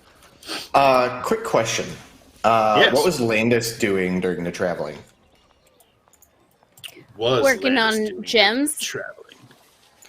Trying to make gems real pretty. I would go to Landis's room. Outrageous gemstones. I mean, do you knock? Yeah. I ignore it. Show's over, everybody. Go home. We barely, it's been you said it was only a couple hours. I want to work on these gyms and I wanted no one to bother me. So my door is barricaded and I am ignoring the world right now. Can I see through the keyhole? Yeah, there's a dresser in front of it. Oh yeah, no, absolutely you cannot. It is dark in there apparently. But there's light emanating from something. Yeah, there's obviously lamplight on in there, kind of coming under the door, under the crack under the door, but it looks like the keyhole is blocked. Okay. I am going to ethereally jaunt through the door and come onto the other side of Landis and just kind of reappear and be like, "Hi." Son of a bitch! I jump 10 feet in the air. Yep. I just remembered that. Why can't you people just leave me alone? Because I want to talk to you. Oh my This God. is no What do good, you need, very Chloe? bad day. Well, I got these 2 gems. They're worth about 60 gold, and I can't remember if they're uncut or not. I wonder if you do stuff with them. You can't remember if they're uncut. Are these? That's fine. That's is this treasure that we picked up? No, is that treasure that we picked up somewhere though? It's treasure I picked up way earlier, and it's just been in my inventory. And Okay. Got it. I don't know, Dan. Are they uncut or are they cut? Probably not. No. Like if it was, yeah. I mean, gemstones that were treasure that you got earlier. Now they're all cut. They're not Those necessarily set, so you could try to set them as jewelry and make them more valuable on the whole. But well, Cloak, these are cut gems. Not uncut. Mean they would generally be a lot duller and stupider looking. The cut ones are real pretty, like these. Do you want me to do something with them? I can make a necklace or something. In Infernal, I say yes. Oh. Yes. Oh yeah, we still haven't discussed that. I just look at him and I say, I'm sorry, what now? Insight. Well, I kind of do it though, like I kind of do it with a wink. Like come on, man. We both know what's up and we don't need to talk about it. It's kind of like what I'm inferring. Yeah. So I place the gems down and I get close and I like whisper at her and I was like, "So I heard you make a pact with." Pact? What do you mean? You don't shoot Eldritch Blast around and expect me not to notice. all right. So at this point, you can feel in your mind sort of Edwin's anxiety spikes a little bit, and you hear in your thoughts, "He knows, boss. Should we kill him?" I actually giggle out loud. He kind of ripples into visibility, clinging to the wall behind Cloak with like wild eyes, and his scorpion tail is like cocked and poised over his shoulder to strike. Yeah, I giggle out loud and I say, "Listen, Cloak, you can think whatever you want to think. Edwin and I are just good buddies that made a contract. I just happen to know some magic. No pacts around here." Cloak, you can make an intelligence arcana check. I will gladly do that. I got a 12. A 12. All right. Could go a lot of ways. Hard to say, really. Okay. There's a lot of infernal and abyssal beings to make pacts with. So I'm a Gearforged. We just work a little bit differently than the normal people. Some of us are imbued with a little extra. That's all. I look at Edwin. If I can see him. I mean, he's sort of like you look around for him. Yeah. Yeah, all right. So you look around, and probably by the time you look, he's sort of relaxed a little bit and is just sort of lurking on a shelf nearby on the wall. And he looks at you and kind of tilts his head and finger waggle waves. In Infernal, very quietly, he's like, "Edwin, what do you know about me?" So he looks over at Landis. And so this exchange happens pretty quickly, but telepathically to you, Landis. "I don't know, boss. Do you want me to play along or what? You comfortable with me just following this line, or?" I'll tell him telepathically. I say, "You can play along. Don't give him too much, but we'll see. Right, I want to see where he's going with it." Okay, so he looks over and he says, "Landis, you've been speaking trade tongue common, right? This whole time you haven't been speaking infernal back to Cloak." Okay, so No. Landis says in common, "Well, I am familiar with the 9 kingdoms of Nimheim. I know that the prevalence of devil worshipping there is really just incredibly encouraging to see that things on this plane will start looking up any day now. They've really got their shit together." It's a lot of really, really dedicated devil worshippers out there, so yeah. Oh yeah, they are all about it. They're really big in Nehemheim. Yeah, they're super big there. You don't even know they are such a huge deal. So he tilts his head the other way. Why? And then I turn over and I get close to Landis again, and I was like, I know how those deals work, and I know how possibly you work, and if I'm not saying one way or the other that you have this sort of arrangement, but if you have a deal that you made that could possibly endanger us,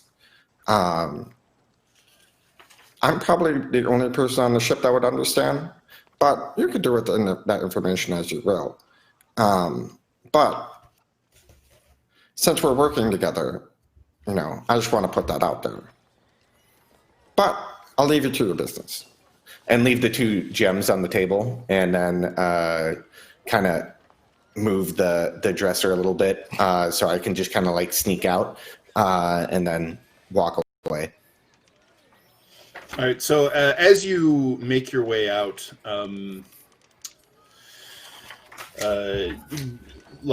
Edwin just kind of prattles on a little bit. He's like, "Yeah, they've got it together. There's all manner of lesser devil worship, but really some of the big ones that stand out are Belphegor the Corruptor and Totavilis, the Scribe of Hell. They're huge in the 9 kingdoms of Nimheim."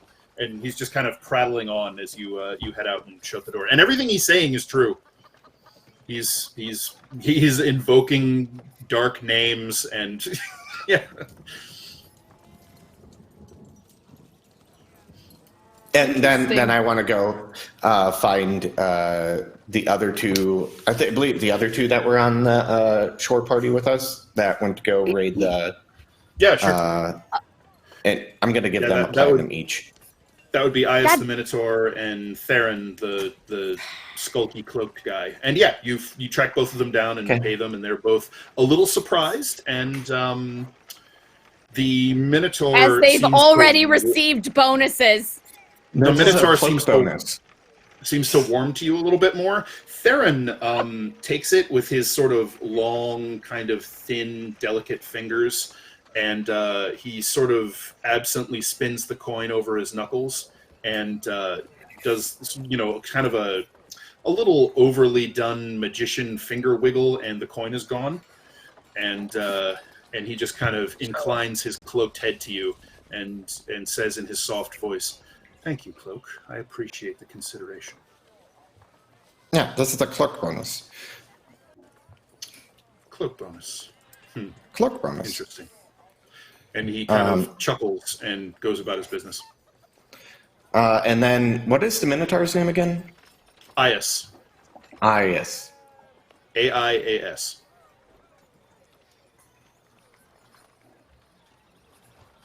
Okay. I almost wrote ISIS, and I was like, that's not right.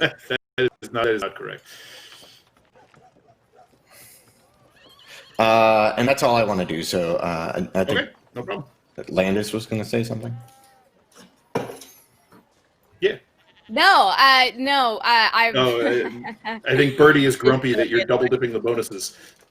Yeah, but so Landis was gonna say something to you the next time that he saw you, and then you kind of caught him off guard, so he didn't think to.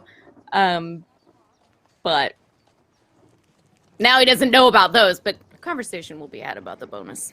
That's all. Just eventually, when you're not talking infernal. Okay, so you all finish up with all of your outstanding business, and it will probably take you essentially the rest of the remaining daylight of the day to make it to the Black Fortress. So as you're traveling along this road, it is fairly well worn, and you are pretty sure this is definitely a sort of a trade route. There must be a ferry or a bridge somewhere not too far back that moves traffic across the river. And you have an essentially leisurely summer evening ride on these wagons laden with supplies and goods heading towards the Black Fortress itself. So who has and where is the chest of adamantine? Click. Like, I assume it's just kind of stashed in the wagon, or? Yeah, and lead. Yep. The chest is lined with lead, and then the last piece is sort of laid over top of the bars. So because Landis has probably yelled at him about keeping stuff in his bag repeatedly, but his bag only has a couple healing potions in it currently, and his gold is on the ship in Tilly's cabin. No problem. Less so Landis and more so Birdie. Birdie's yelled a lot about everything being in that bag. So did we have to dock the ship and then? It's been a long week. Sorry, wagon? what was that? Did we have to dock the ship? Okay. That makes more sense. I was like, wait, wagon, where, what? Yep. I understand. Yeah, you had to dock the ship because the river doesn't actually go by the Black Fortress. So you have to dock the ship, unload it, and then carry the supplies by wagon. And then, honestly, Keleth's plan was to just sell the wagons and the draft horses and kind of recoup the cost of them at least a little bit as well, because it's still worth it for the price you'll bring in for moving the stuff. So you are making your way through a lightly forested, sort of hilly countryside, and the sun is beginning to dip in the west, sinking down behind the Iron Crag cantons, and you can see, kind of not exactly on the horizon, but far in the distance ahead, you can see wispy plumes of smoke rising into the darkening sky.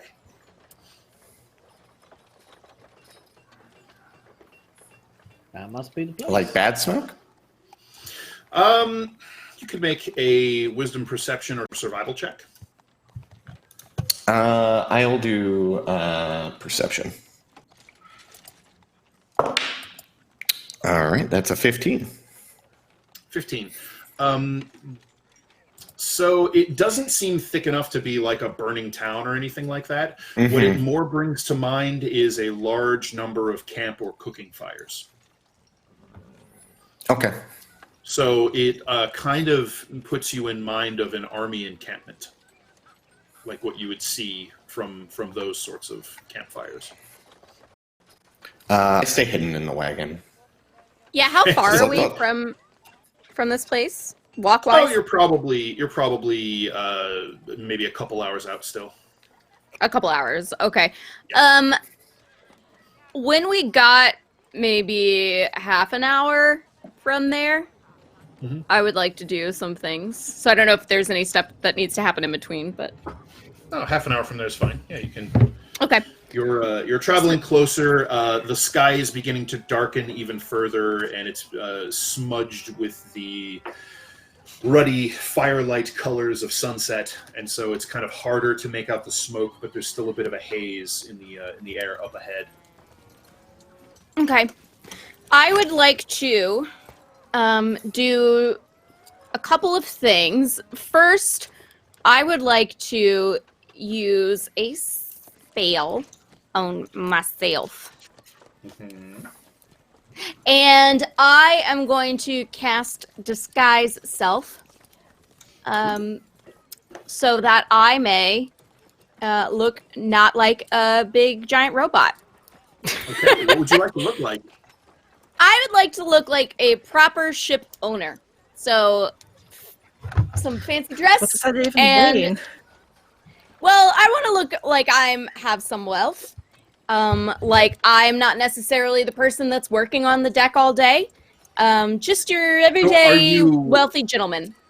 Are you wearing that set of fine clothes, or are you just crafting the image of one with your spell? Well, it says it makes yourself, including your clothing, but mm-hmm. Yeah, Landis you can make doesn't it really like wear. But he doesn't really wear clothing already. Generally not.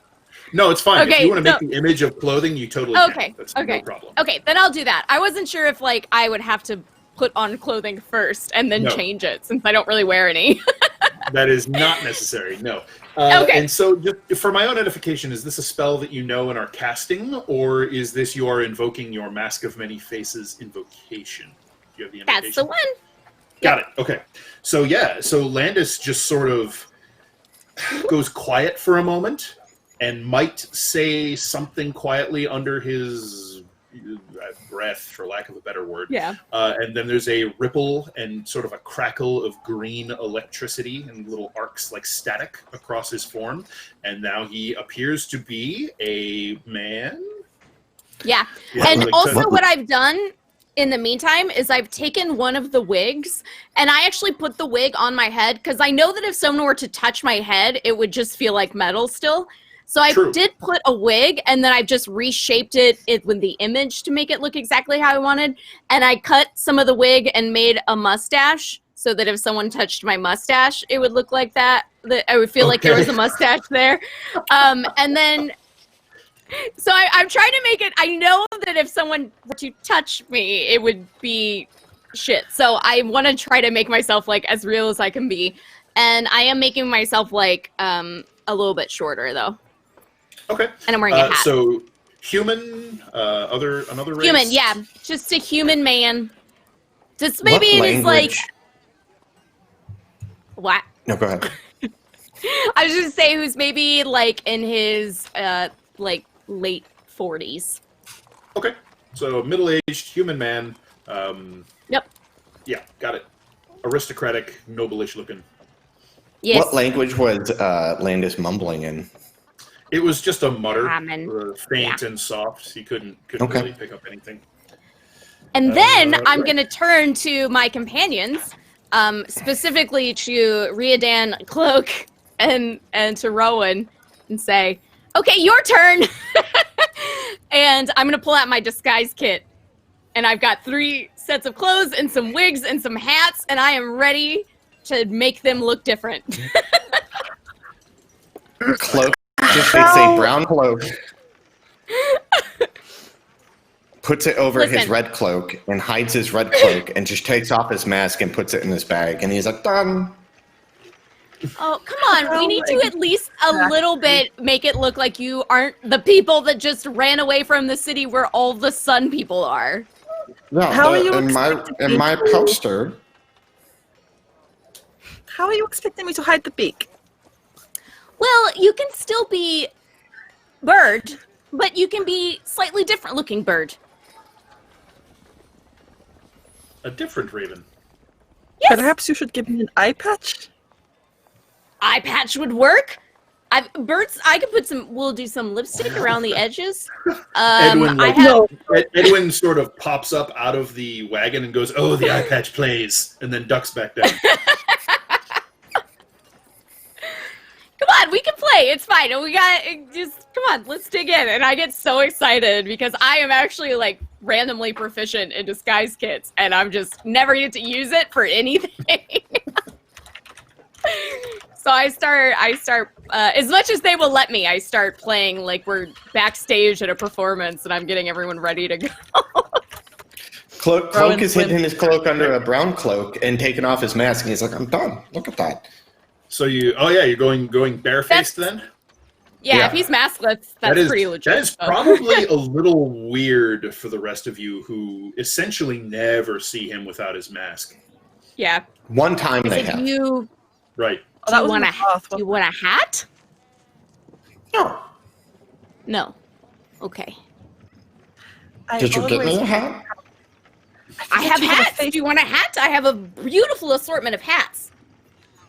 I grabbed the most like common looking hat and like put it on. Okay, so it's like it's like a sort of like a I don't know, not even leather. It's like a canvas sort of wide-brimmed traveler's hat. And you could call me Gustav. Gustav. Yes. Perfect. All right, Bertie, I'm going to give you inspiration for taking some meticulous care to disguise everyone, just in case you might be noticed. Oh, thank you. Yay. Rowan is just stiff-limbed the entire time. Yeah. So, Rowan, So- are you actually going to like allow yourself to be disguised? You know, change your cloak out, cover it up, that sort of thing, hide some of your normal Yep. accoutrement. Okay, what about Yes. Riodan? Are we just like fuck I it? want- He's gonna I want he's gonna my run cup. around in all of his Dhampir aristocratic glory, and we'll I mean, just I'm already manage. kind of perfect, but I could do a character piece. I'm quite an actor. Yes. Oh, yes. See, I've been dying to see that. I could go all Cockney. He does a terrible English accent. Well, he already is Perfect. English. I know. My He does a favorite. terrible Cockney accent. All right, Birdie, why don't See? you go ahead and make me a charisma deception check or a charisma Okay. charisma check, disguise proficiency, same deal. Okay. Unless you're Yes. not proficient with deception. Oh, I am. Good. Let's see how well you disguise everyone. Ooh, that is 25. 25. Nice. I I will did make a math note in my that head. your disguises.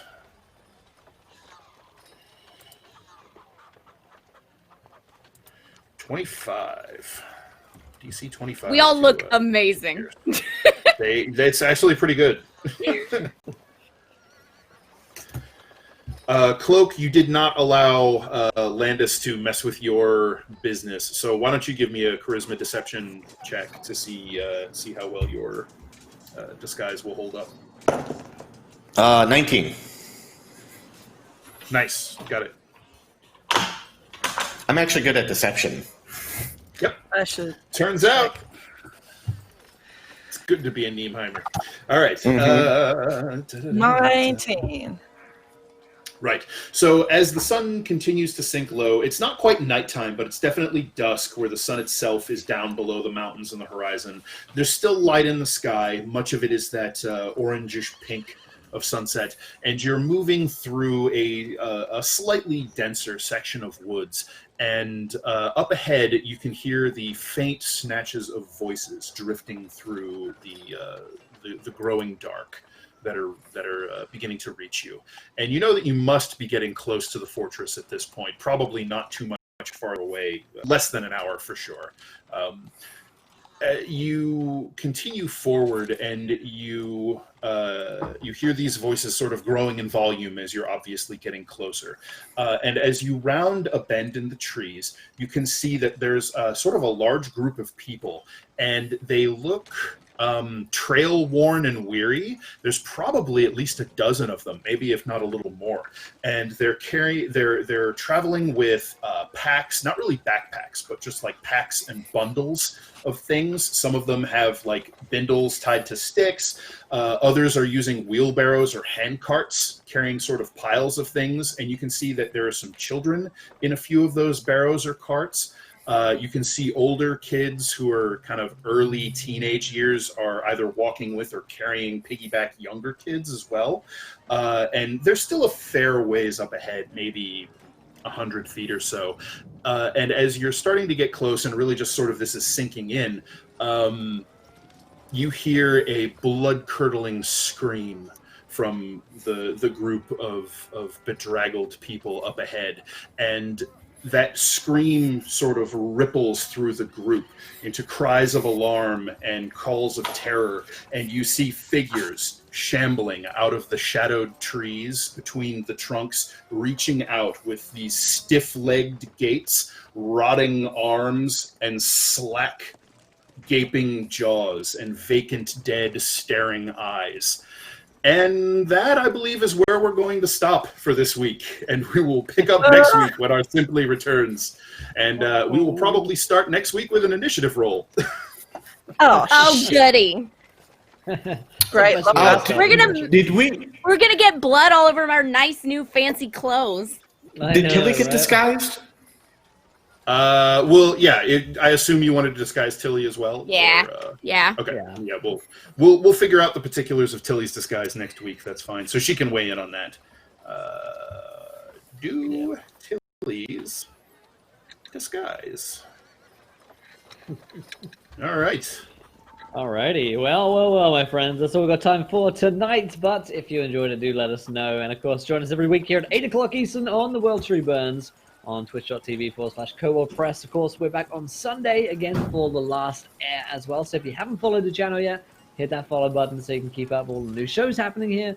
But let's get around to casting the crew. Did we enjoy ourselves? Where can we find you guys online? Let's start with Mr. Dan Dillon. Dan, how was that, my friend? Oh, it was great. I had a great time. I did not know exactly what to expect with how you guys were going to play the meeting with Calazar, but you played it cool. It worked out well. He, very legitimately wants to do some good business with you folks. No, that was a great time. I like a lot of the interpersonal banter and a few of the things. I'm delighted that Cloak's alter ego is Gustav. That's fantastic.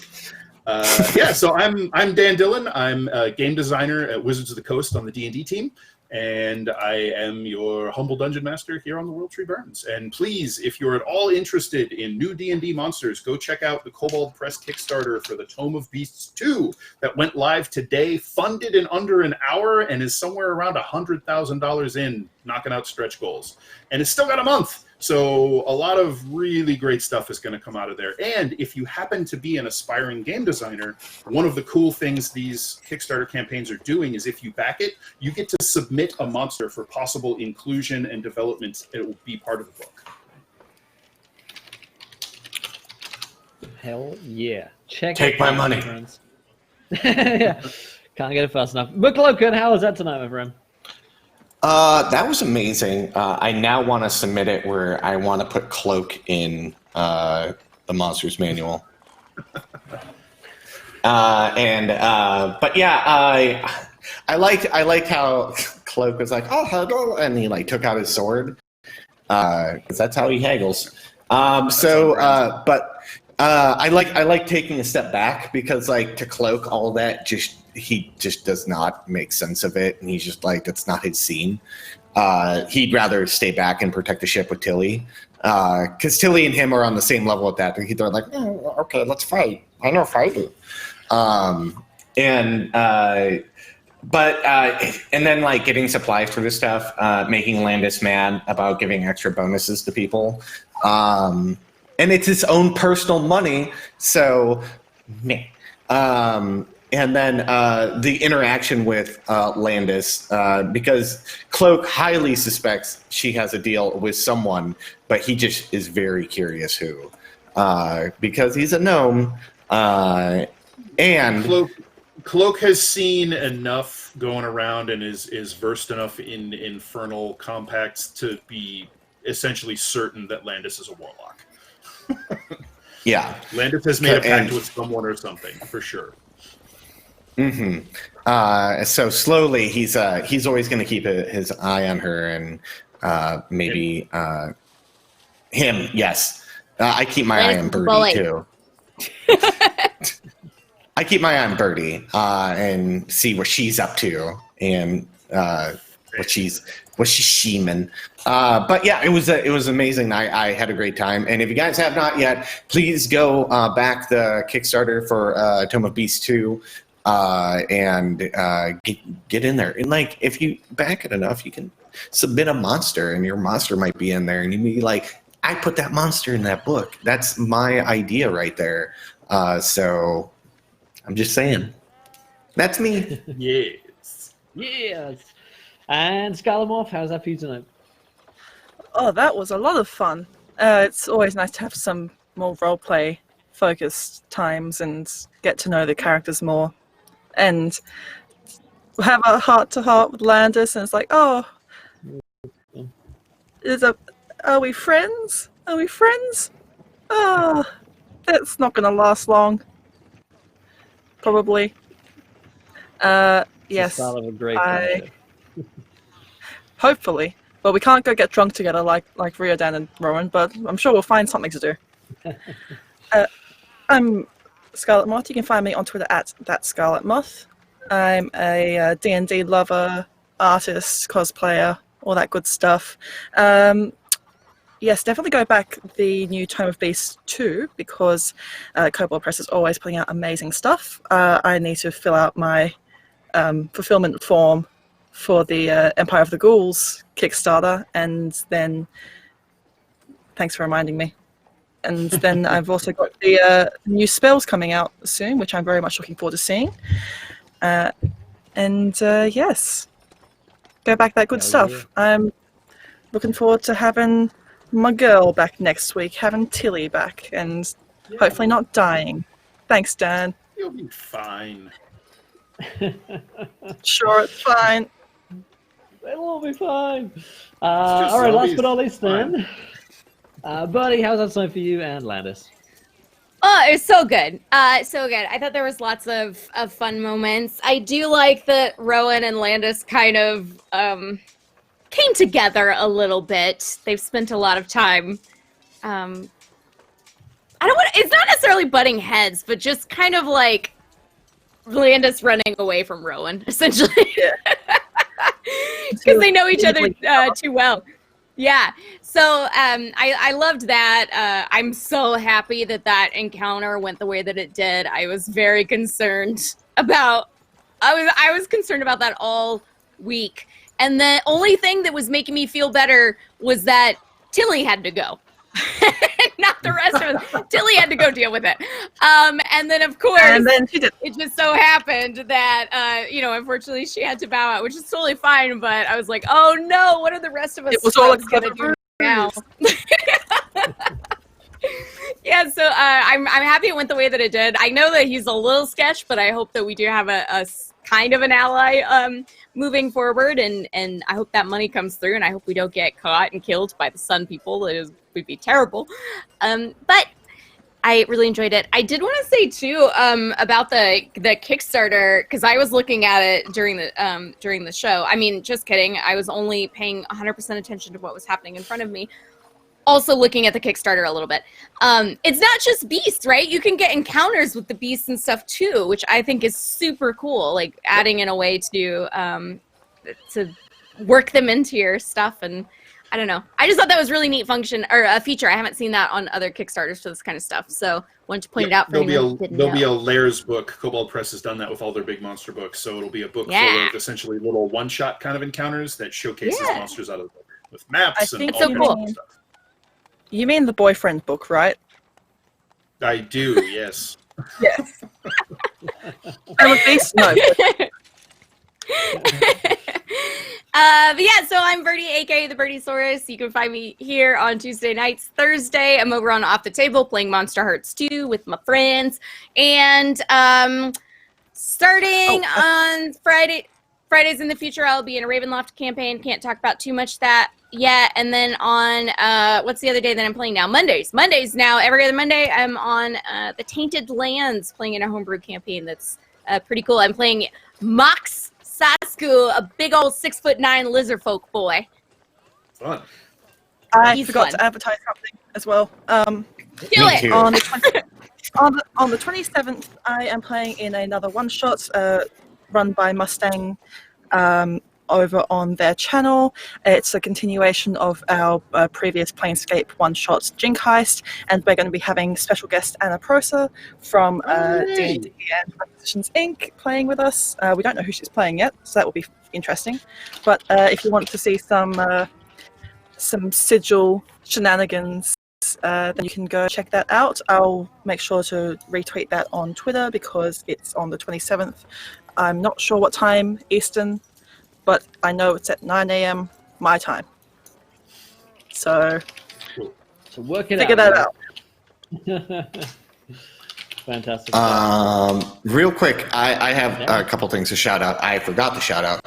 Mondays at 7 p.m. Central Time, I am on the Onyx Path, which is the people who make Chronicles of Darkness, and I am in a Chronicles of Darkness campaign, and it's super fun, and I love it.